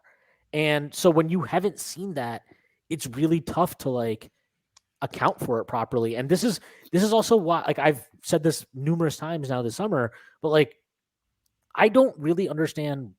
Like, I get that Jaylen Brown is younger and he's theoretically, oh, you have two wings, you don't want to break them up. I'm trading Jaylen Brown in a fucking second for Dame if I'm Boston, because I just think like again, we've never seen Dame with a top flight guy, like, but we know what he's capable of, and that's being an elite first team All NBA caliber guard. Yeah, And and like, he would be like so perfect playing next to a guy like Tatum. That's kind of another version of the Butler example, right? Like right, Tatum might be the best player on that team, but like Dame can be the offensive engine and like and fits so well. Like he really can play with like any elite wing or big in the league. Like I wouldn't really see an issue there. yeah. So the I mean, the tier he's in is I have him higher. yeah. Higher. So yeah, Okay. so I had him and Ant here. Maybe Yeah. I should have Dame higher. I think part of it is there is like some age and health stuff there too, not as much as the guys above. Ant to me, like I couldn't put him above Dame just because I'm just not quite ready to say he can definitely do like the things we were just talking about that Dame, I think we're all pretty comfortable that he can do. But Ant, like I could just see like, I mean, we've all said it, like he could be a top 10 player next year. I think that's the one guy I'm going to regret not having a lot higher. I think yeah, and to be fair, there's some projection here, but like at the same time, I think he was the best dude on Minnesota in that playoff series. Like I think he was definitely better than Cat, and they scared the hell out of Denver. Like it was 5 games, but it was very close to going 6. And didn't someone on Denver just say that they were the toughest series? I think you could argue like it's funny because it's probably Cat. It's probably Cat. It's probably Cat. No, I think it was someone on Denver, but sorry, go ahead. I think they didn't really have Bruce a tough series, right? Like you could like Phoenix was the longest series. I think it was also the easiest series in a weird way, whereas like the Lakers got swept but pushed them harder. I think Minnesota definitely pushed them harder. But Ant is just like right there already to me. He has like unquestioned like go-to guy ISO stuff, but he also is just like can really play off ball. Like he's a shooter, he can cut, and he's just like such an amazing defender. Like he gives me like modern day Kobe MJ. Like I'm not saying he's gonna be. You heard it here first, guys. Simon thinks Anthony Edwards is going to be the greatest player of all time. No. But I'm just saying, like that style of player, like as the, like I could see Ant Edwards playing like for prime Phil Jackson and just being like the. Well, he's got like it is the in a lab wing toolbox, right? He's got all of that, and he's not even tapped into like, oh, I'm a gigantic monster. Let me work on a post game. He hasn't even tapped into some of that stuff, and you can still see like he gets away with so much shit because he's just so fucking talented and he's so athletic, right? His physical abilities are so crazy. So like he'll make bad decisions, but they are fine because he's just like, yeah, no, I'll just jump really high and like it'll be fine. I'll figure it out in the air. Yeah, no, he's great, and I think his defense, especially the second half of the year, and then in the playoffs, I thought was legitimately like good. And if nothing else, you know that he has that ability to raise his defensive game when required. So that's a really big thing. That's something Dame doesn't have. Dame's defense is awful. It'll probably always be awful. And he doesn't even compete on defense, which I think is like a fair thing to knock him for. Because he's 33. Like, are you really going to all of a sudden morph into like, oh, no, I care on defense now? Give me a break. Like, that's not going to happen. But yeah, like this tier for me, I listed these guys. I didn't have I had Edwards lower, obviously, but I'm really high on him long term. So whatever. But this tier I had 6 guys in it, and it was great engines, just play style, efficacy questions late into the playoffs.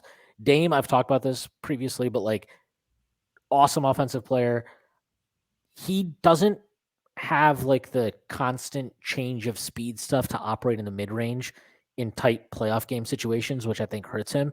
Like you see a guy like Brunson just be able to constantly live in that area.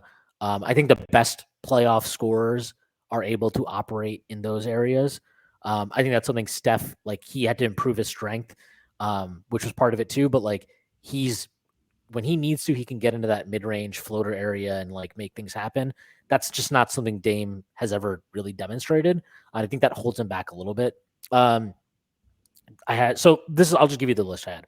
This is from 7 to 12.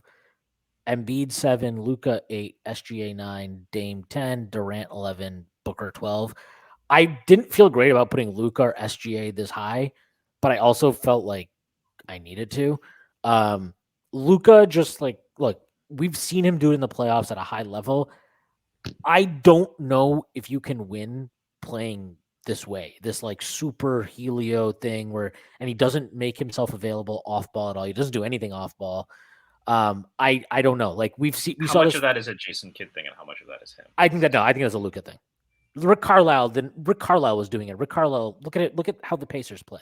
Like they're like up tempo, constant movement, moving the ball. Like this is a Luka thing. This is something Luka needs to get over. And like we saw this fucking thing for years, right? We saw this for years with James Harden. And every year, it's just fucking, he's so good. And look at the numbers and blah, blah, blah. Okay, that's great. Is this a sustainable thing to win a championship? I don't know. I don't think so. We've not seen it. I mean, the one guy who did it is like LeBron, and that's fucking LeBron. Like, I'm sorry. And like, they did it once, right? Right. I mean, granted, they were going up against the Warriors, but yeah. Yeah, like I mean, his best teams were really those Miami teams. So. Right. Yeah. So like, and when they won with the Lakers, they didn't play like this super helio style. So I think, I don't know. I just have a lot of questions with them. SGA, like he's a really confusing player for me because I actually agree with almost everything Simon said, but I also am like, I just think he probably will be fine in the playoffs because he does have a good mid-range game. I like his change of speed. I like the fact that he can his deceleration and all that stuff is fantastic.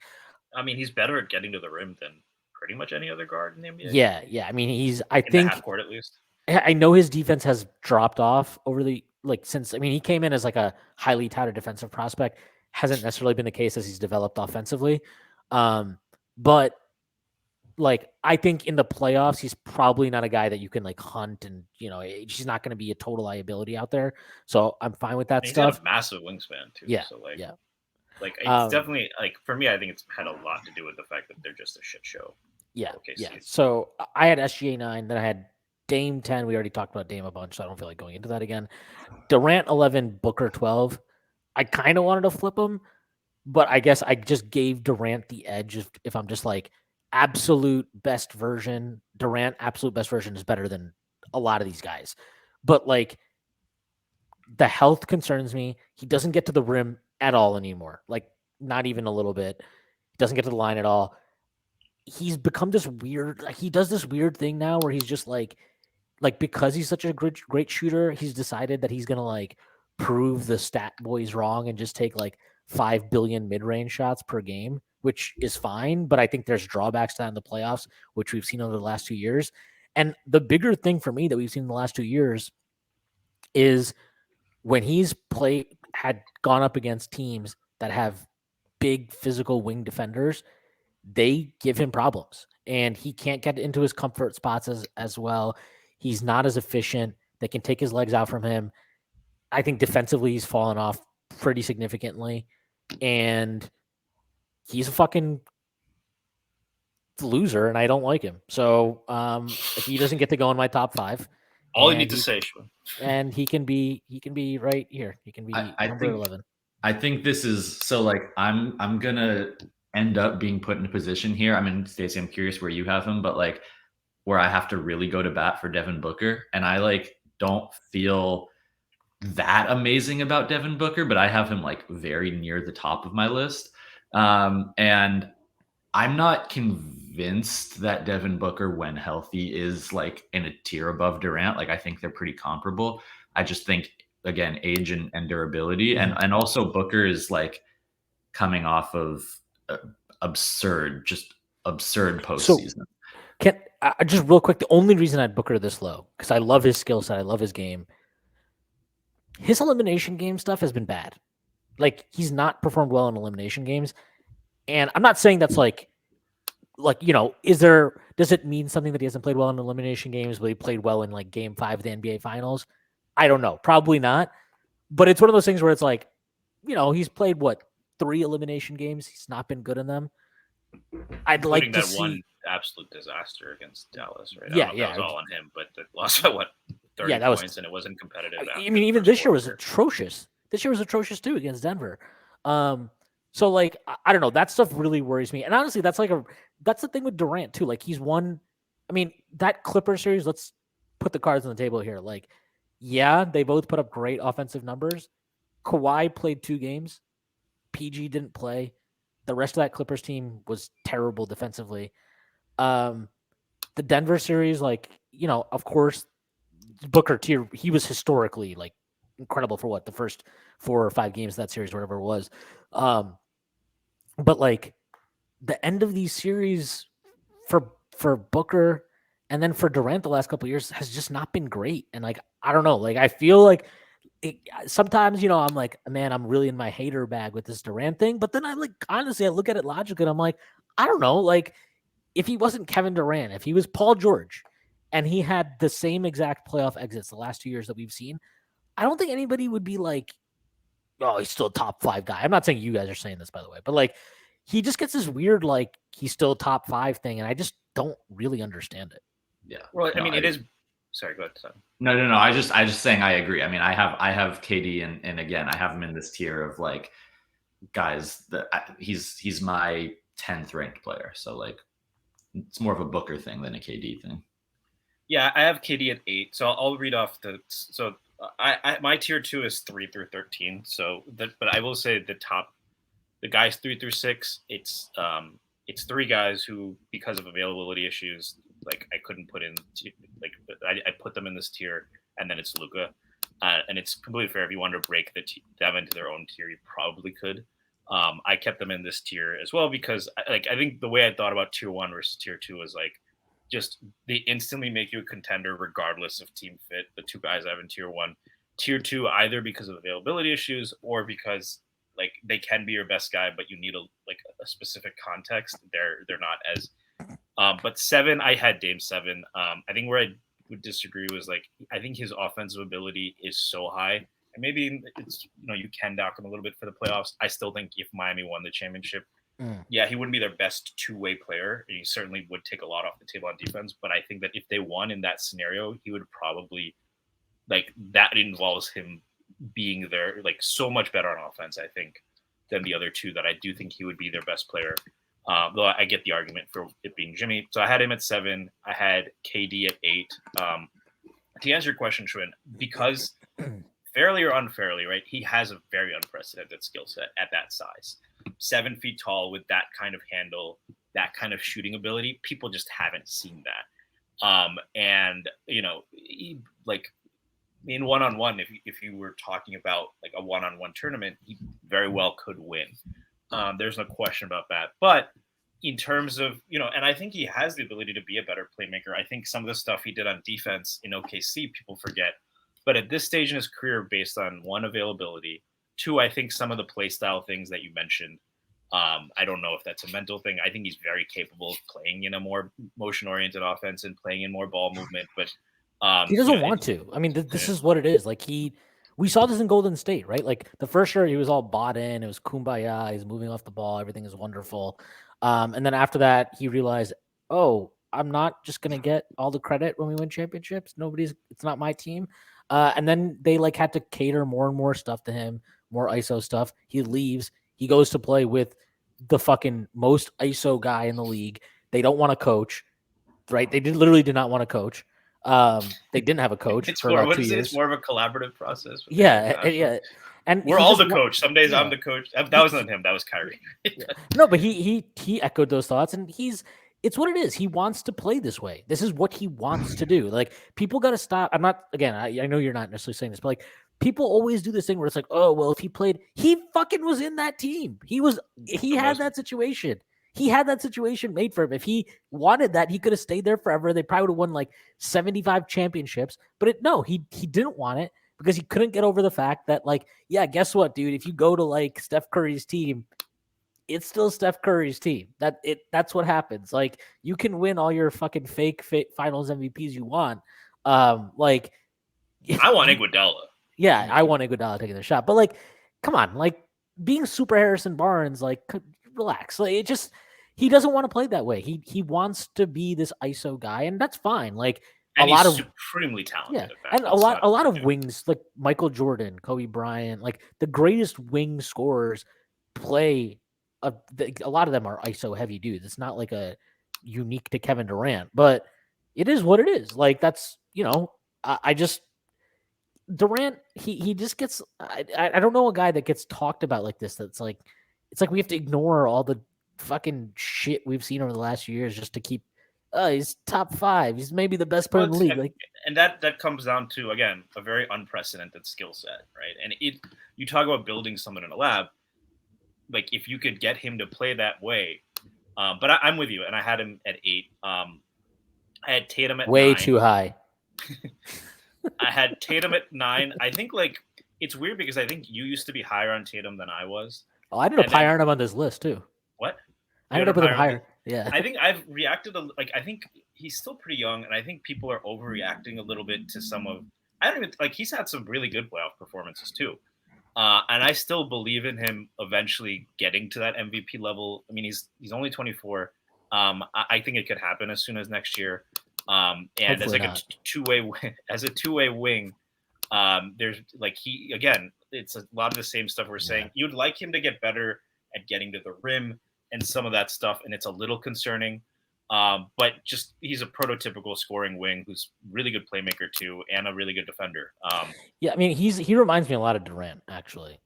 In terms of like, I don't think he has the pure scoring like that top level Durant has as a scorer. I don't think he has. I think he's also a better playmaker. Yeah, I think he's a better playmaker. I think he's a better defender than Durant ever was. Durant was pretty good in OKC. At the end of his time there. I'm never going to agree on this. I always thought he's a vastly overrated defender. I think that I don't know. Before that, like I really did think they were gonna that 3-1 series with Golden State. I think a lot of what he did that one year, and they had Ibaka, they had all the 6'10" dudes. For stretches, it really looked like. Anyway, I thought he enabled them to do more. So, yeah. I mean, I think. But now at this, I think we both agree. Right now, he's definitely not. But yeah, like Tatum is weird. We'll talk about him once I get up to that. But like, yeah, he's obviously very, very good. But yeah, I mean, Booker, Durant, whatever, those guys are cool to me. But yeah. And then 10th, this is where I think a huge departure. Just won MVP. The playoff stuff, the fact that he hasn't been past the second round. For the record, am higher, I think, on the Knicks trading for Embiid than you are. But I'm sure you are. But I have him at 10. I think his defensive impact is kind of underrated. Like I think that he hasn't always been put in the best situations. I mean, I remember like that playoff series where Kawhi hit the shot. I think they won Embiid's minutes by 87 points. Yeah, it was crazy. Yeah. So he's shown me that. I do think we're forward looking, so health is always going to be a question with him. I think like his play style has some limiting factors that are difficult to ignore at this point in his career. So I had him 10, and then 11 Booker, 12 I had Anthony Davis. I think it's fair to have him lower just based on health, but like when healthy, there's like one or two guys on his level defensively. And then 13th I had SGA. I think I echo your thoughts pretty much completely on SGA. Yeah, I think like it's interesting with Embiid. So I mean, like I said, I had this 8 through 11 tier was Embiid, AD, KD, and LeBron for me. And like I really had a hard time ranking them. I think this was like the toughest group. Embiid is actually like maybe the most reliable from a health standpoint. At least him or LeBron, like he at this point, I think he's just straight up a lot more reliable than AD or Durant. He's played like 60 something games the last 2 seasons, whereas like AD and KD are in the like 30 to 50 range every year at this point. It's just like such a ridiculous level of inavailability that I don't know. And Embiid, like, yeah, he gets hurt every postseason, but he also plays through these injuries, and then he like has ineffective numbers and gets docked for that. And like I'm not not docking him because like I'm only going to give someone credit for what they do. I'm not going to be like, oh, he was bad, but he would have been good if he was healthy. I still think being like bad and hurt is better than just not playing. Kind of like how I view like 2016 Steph. Like I'm not going to like, drop him on my all-time list because he was like subpar. But Embiid has just like, at the end of the day, I don't know. I have him top of that group. AD, I have above Durant just because I think AD, like if health wasn't an issue, would easily be number one of this group. He's like the best defender in the league, probably.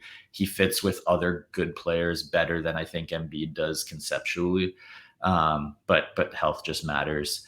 And KD, I kind of see as similar to AD. I think AD impacts the game on both ends more at this point. LeBron was the hardest to rank here because like I think he can reach a higher ceiling than all of these guys. But he just picks his spots so much at this point that it's really hard for me to like put him higher. Like you can't reasonably expect him to like consistently go out there and dominate the game on a night-to-night basis. During the season, during the postseason, like he needs to pick his spots. And I think it's too apparent to me that AD is a better player than him at this point when they are both healthy and on the court for me to put LeBron above AD, even though like at the same time, when you factor in his ceiling, like in moments and his availability, like, and just the fact that he's a creator, which is like harder, like it's harder to be like, I know, or not harder, that's not the right word, but it's like ultimately, right, if you offensive creation, shot creation, whatever, I feel like that's the most important skill set. So I'll always I agree with you. Like I actually do think AD is over like the course of a season is a better player than him. But in those key spots, key moments, like I don't know how to, I just feel like because I'd edge it to LeBron. They're not even edge it. Like I'd clearly trust LeBron in those moments more than AD. I feel like I still have him that high. I ended up having LeBron 5, which like I did not expect when I started doing this. I still don't even feel great about it because I'm like, there's no way to make sense of LeBron anymore, right? Because especially now that Austin Reeves is their primary creator. Right. So. Yeah, there you go. But like Austin Reeves probably should have gotten a little bit of an honorable mention, maybe, but we'll see if he does it again next year. But like LeBron, I don't know how to. He breaks my brain, dude. He's like 39. He is not what he was, but he's still very good. But he doesn't play 82 games all the time anymore. But when he plays, he still plays a lot, and he still looks really, really athletic. But he doesn't try on defense. But when he does try on defense, he's still really good. He just is so confounding, and like I don't know. It always feels like when I'm ranking him, I'm like, in my head, I'm like, he's not a fucking top 5 guy anymore. Come on. But then when I'm doing a list, I'm like, this doesn't look right. And he just put up 28, 29, 8 and 7 on, I don't know what the true, probably close to 58 true shooting, which is just below his career average. But like, that's still a pretty elite player. And that, again, like that's not even his peak, right? We know. Yeah. He's so hard to talk about in the present because he's already done. I mean, you know what I mean? Like his career is so incredible. So you're just like, I don't know what to do with it anymore. So whatever you think about it, LeBron was number 5 for me because I was just like, fuck you. I don't know what to do with you. Yeah. I might be over indexing on that Warriors series too. I just felt like everything in that was the first time I can remember in, I don't even know, maybe ever in a Steph series that like the number one, like the entire series strategically started from the point of how do we like scheme against AD. Like that was what impressed me so much about AD. It was like, that's the starting point for the strategic battle is like, how do we take this guy out of the game defensively?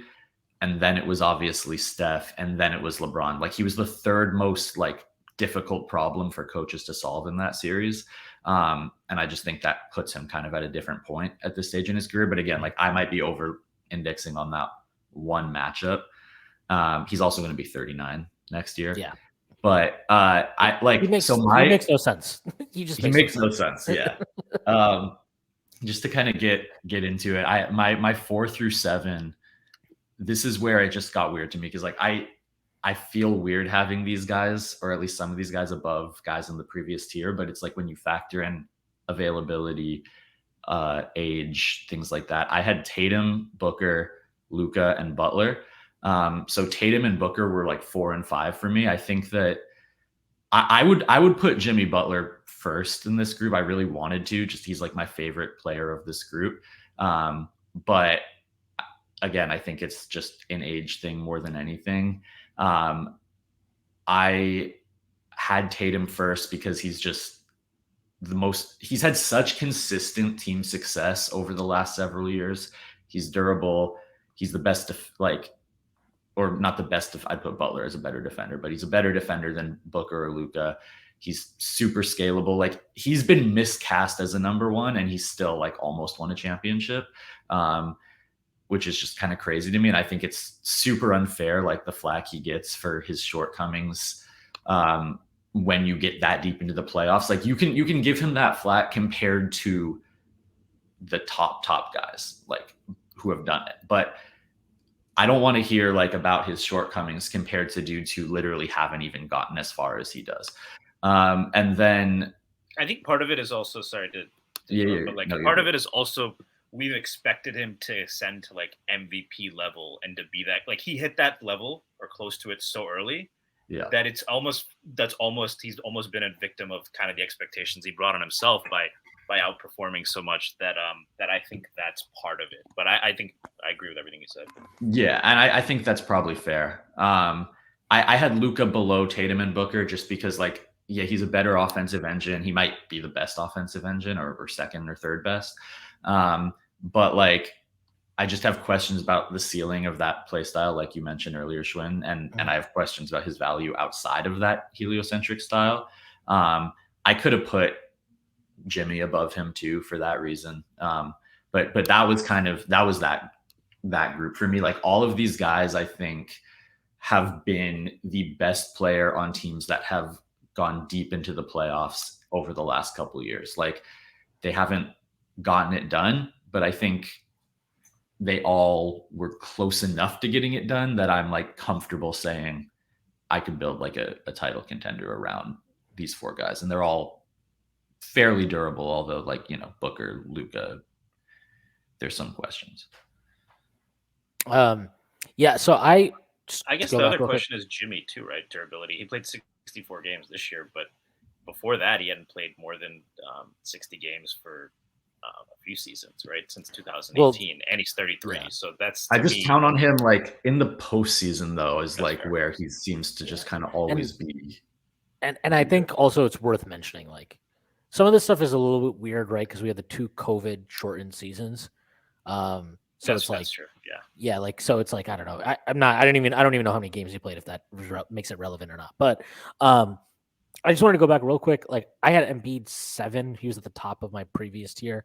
I'm like, it's kind of funny. So that tier that I had, which was Embiid, Luka, SGA, Dame, Durant, Booker, in some ways, a lot of these guys, like, I don't know if I would almost prefer a lot of the dudes in the tier below them on my team, because what I think is the situation with this group is I don't know if I don't entirely believe in these guys being good enough offensive engines to be ones on a title team. And I don't know how a number of them, so in the case of, like, very specifically Embiid, Luka, SGA, those 3, I don't know that they have the skill sets to play off of another guy at high usage. Like, I know Harden played well with Embiid, but Harden played well off of Embiid. Embiid did not play well off of Harden. Like, it was not a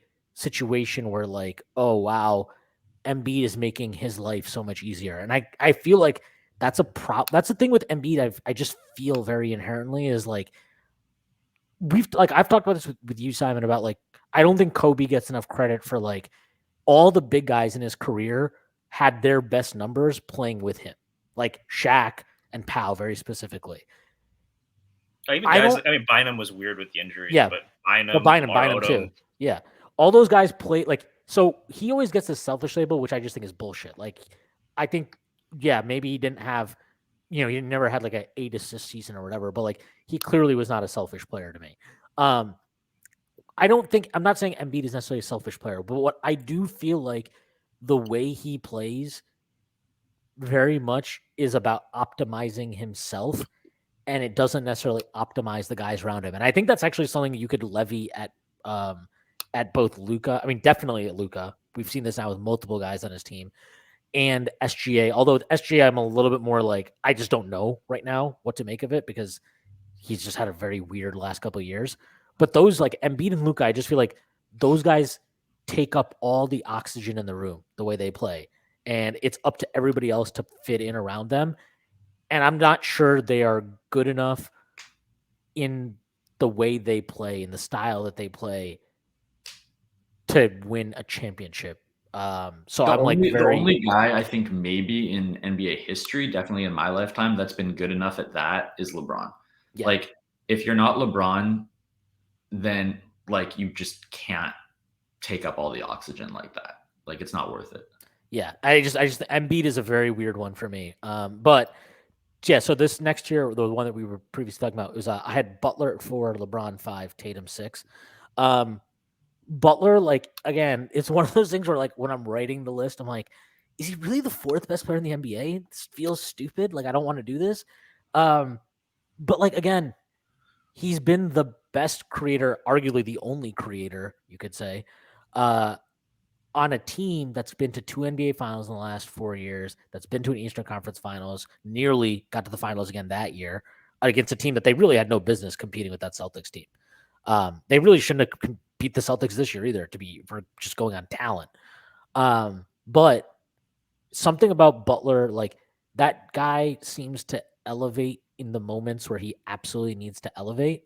I'm not saying he's Jordan. I'm not saying he's fucking LeBron or something like that. Like, but he just seems to have this ability to, when you gotta have it, he seems to get it together, right? Do you think He's he not- was that good in the Knicks series? I mean, yeah, I know he's I- hurt. I- but I don't know, think he was I- the best player in that Knicks series for one. I don't think he was. I thought Brunson was a better player in that series, but like, I think Butler stepped up enough when they needed him to win games. Game 1, I thought he stepped up in that second half and like took the game by kind of the scruff of its neck. You could say. I thought in the second half he totally dominated game 1, took it from the Knicks. I thought game 3 and 4 were just weird. I don't even know what to say about them because the Knicks basically shit their pants. Game 5, Knicks win. He didn't play that great in that. I thought game 6 he was pretty good. That was a hideous game though, so whatever. But like, I thought in the Eastern Conference Finals he was the best player for long stretches of that. NBA Finals not so much, but like the success they have had as soon as he's gotten to Miami, it means something. It has to count for something. And this is a little bit higher than I'd like to put him because of the durability, but I'm going to value the consistent level of playoff success he's had. And that's also ultimately why I ended up putting Tatum at 6, even though I do have reservations about him as like a true number 1 option. I actually have questions about all these guys as like the true unquestioned number 1 options anymore. And it's why in this group, the way I listed it was can be your best player, but maybe not your number 1 option and definitely needs another quality creator to decide. We saw that with LeBron this year. Like once they were like, okay, I guess we'll start Austin Reeves. That team took off. I know the trades helped too. And D'Lo sucked in the playoffs, but having him as a regular season guy that can create definitely helps. But once they got that help, like they took off as a team, right? And I thought LeBron especially looked really good in that stretch too. Tatum, he to me is getting extended. Like I talked about when you talked about Jaylen Brown, I just think he's extended beyond what you optimally want him to do. To me, he's a scorer. You really want to tap into his scoring more than having him have to be this like do everything wing. Like it's okay. Not every 6'8", 6'9" wing that can handle the ball needs to be LeBron. It's okay. Like some of them can just be scorers first and secondary creators, and it's on you as a team to figure out how to get a better primary ball handler with them, which is why I think they should trade Jaylen Brown for Damian Lillard. But like he's really good defensively. His offensive game, although when he's bad, he's so bad on offense. But he has had big games and big moments. That game 6 last year in Milwaukee, he was absolute fucking nails in that game.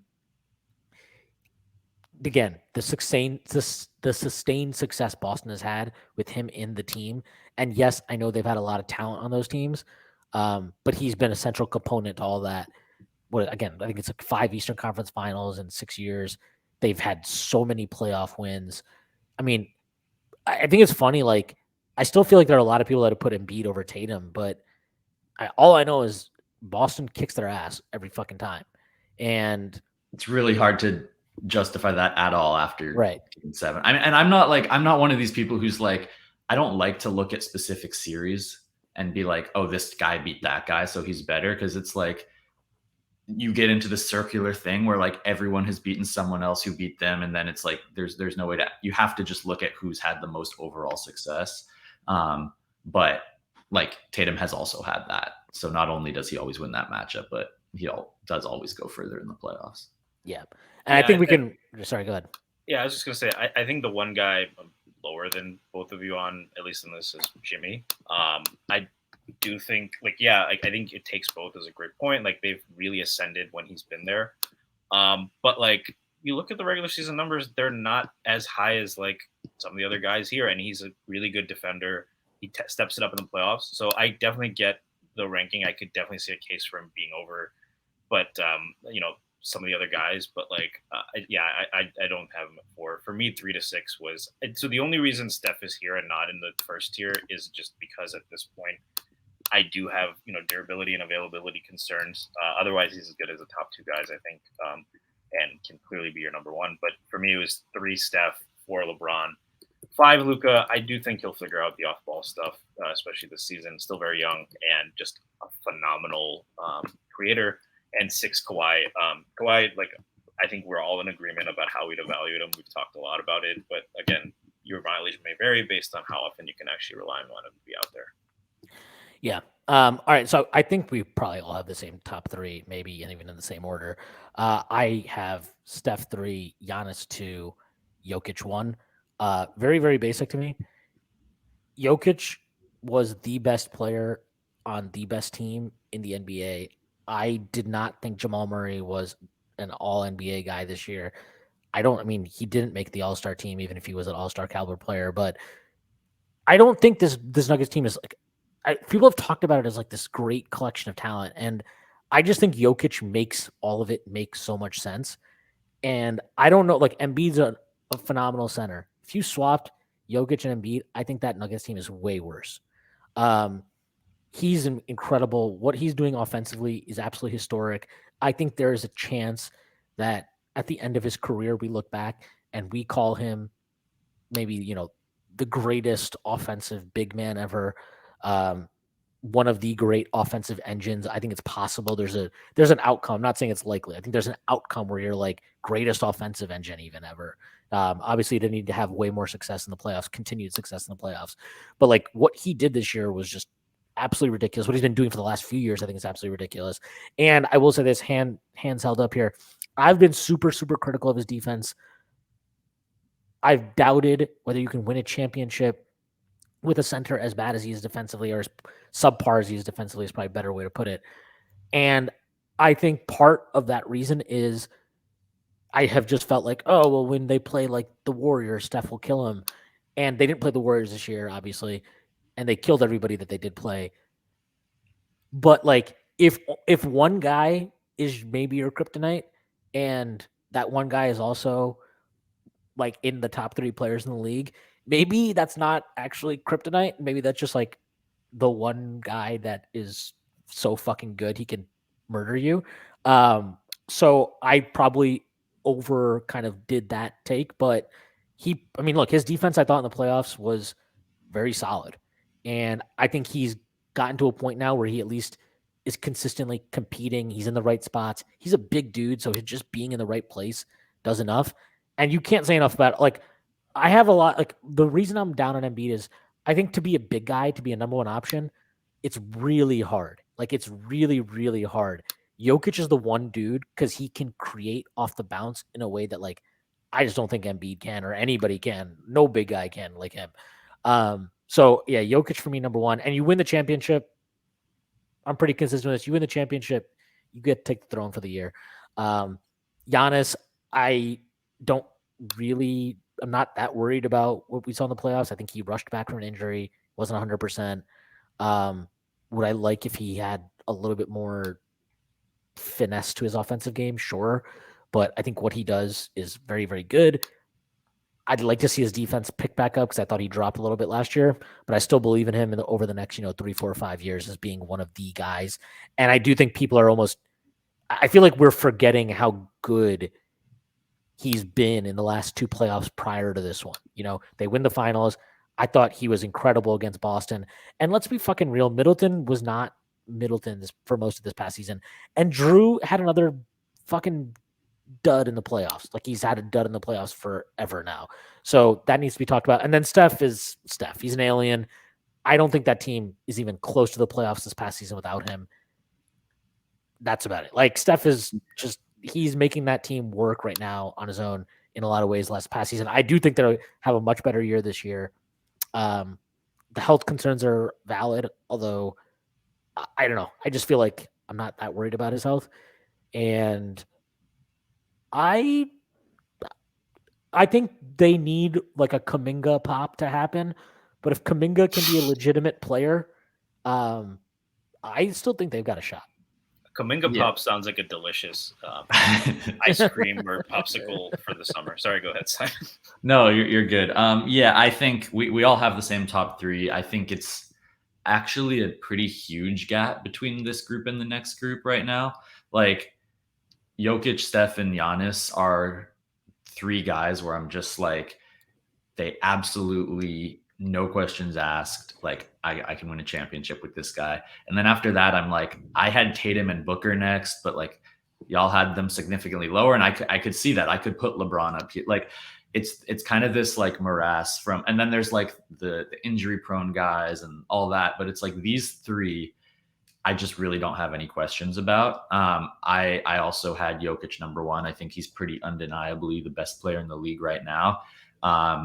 That being said, I had Giannis number 1 coming into this past season. So maybe undeniably is too strong, but like, I think all 3 of them just present like, so they're almost unsolvable. They're all like unsolvable problems. I had Giannis 3rd because I think he's a tiny bit solvable. Like there are ways to take him out of the game, at least on the offensive end, but he's still like just a tier below Steph and Jokic offensively. And then he's like so good defensively. Yeah. But I think Jokic and Steph are just like, almost historically like the most unstoppable offensive players. And the reason I have Jokic higher is age, durability, and just this past postseason, he was obviously better. But like to me, there's really no way to stop those guys from like driving championship level offense. Yeah, I'm with you. And Stacy, I assume you said you had Steph 3rd. Did you have Jokic? Yeah, I did have Steph in the tier below just because I guess looking forward, I do have probably slightly more durability concerns than both of you, but offensively, yeah, when on the floor, and I probably am not giving him enough credit for it. Yeah, that Golden State team, Klay has been in decline. Draymond has never been that creative and offensive player, but his decline. Poole hasn't taken, maybe the Poole situation was a little weird, but it really has been Steph. So, I could definitely we should ask Draymond about it. I'm sure he'll have thoughts. Yeah, and then the reason why I'd have Giannis over Steph, again, is probably the age thing a little bit and just how impactful he is on defense. And even if you can, I do agree that there are ways to take him out of the game in the half court, but because of how good they are, like he enables them to do stuff on defense, he can get into transition. And then Jokic is, I don't think there's much more to be said there. Yeah. All right. I think that's a pretty good place to end it. I think, Jokic was just fucking ridiculous this year. And yeah, I mean, honestly, like, I've never seen a dude like where I can't remember watching someone where like every time they made a mistake or like not every time anything went wrong, I was like legitimately surprised. Like I feel like he just when he would turn the ball over this postseason, I was like shocked. And I'm not even saying he like I haven't looked at the numbers. He probably had plenty of turnovers, but it's just like you're so used to seeing him make like the optimal basketball play every single time down the floor in a way that's just like completely unstoppable. Like it doesn't matter what you do. Like any defense you throw at him, he's just taking what you give him and he's able to. And it's like really insane to see that from anyone, let alone like a dude who's as like seemingly physically limited as he is. It's crazy. Yeah, he's just I've never seen anything like it. He's an incredible player. And I'm actually look. It's funny we have the last 3 champion guys, right? So yeah. So I think last 3 Finals MVPs too, right? Yeah, I'm very excited though for this Giannis thing, and I'll close with this. I think Giannis. I think people are really sleeping on how impressive Giannis was during that championship run. Now, in retrospect, for whatever reason, I think that we do this anyway. But he had 50 and a closer, right? Yeah, and I just think like, look, I like Drew Holiday plenty. I think Chris Middleton. If Chris Middleton ever gets healthy again, he'd be in the top 25. By the way, but like. For Giannis, Chris Middleton is actually their offensive engine. You know, they run. I would say no. I think his one dribble pull up, his 2 dribble pull. I think Giannis is their engine, but I do think Middleton gives them the quality as a ball handler in end of game situations. That I mean, when him and Giannis run pick and roll at the end of games, that is fucking devastating combination. They killed everybody with that when they won the championship. So, all right, I guess that's a good place to end it. Simon, let the people know where they can find you and plug anything you'd like to plug. Yeah, you can find me on Twitter at SimonCGO. Not much to plug. I think we did our all-time rankings came out recently. So this is kind of a nice corresponding way of looking at things if you want to go back and listen to that one too. Yes, thank you again for coming on. Part 2 of that pod, by the way, will be dropping this week also. Stacy, let the people know where they can find you and plug anything you'd like to plug. You can find me on X at StacyPadden89. I'll plug all the great work at the Strickland. I only saw Oppenheimer. I haven't seen Barbie yet, but I highly recommend seeing Oppenheimer if you haven't done so. So you've just done the Heimer. You haven't done the Barbin yet. That's right. So, all right. I've done neither so far, but I plan on doing that this week. I have nothing to plug myself other than all the wonderful work at the Strickland. Check that out. Check out our website. Check out the store. Again, that is at thestrict.land. And yeah. Oh, yeah. Also, thank you to BetOnline, our greatest sponsor ever. Thank you so much. Okay. That is our pod for today. I hope everybody has a great week, and I will see you on Friday.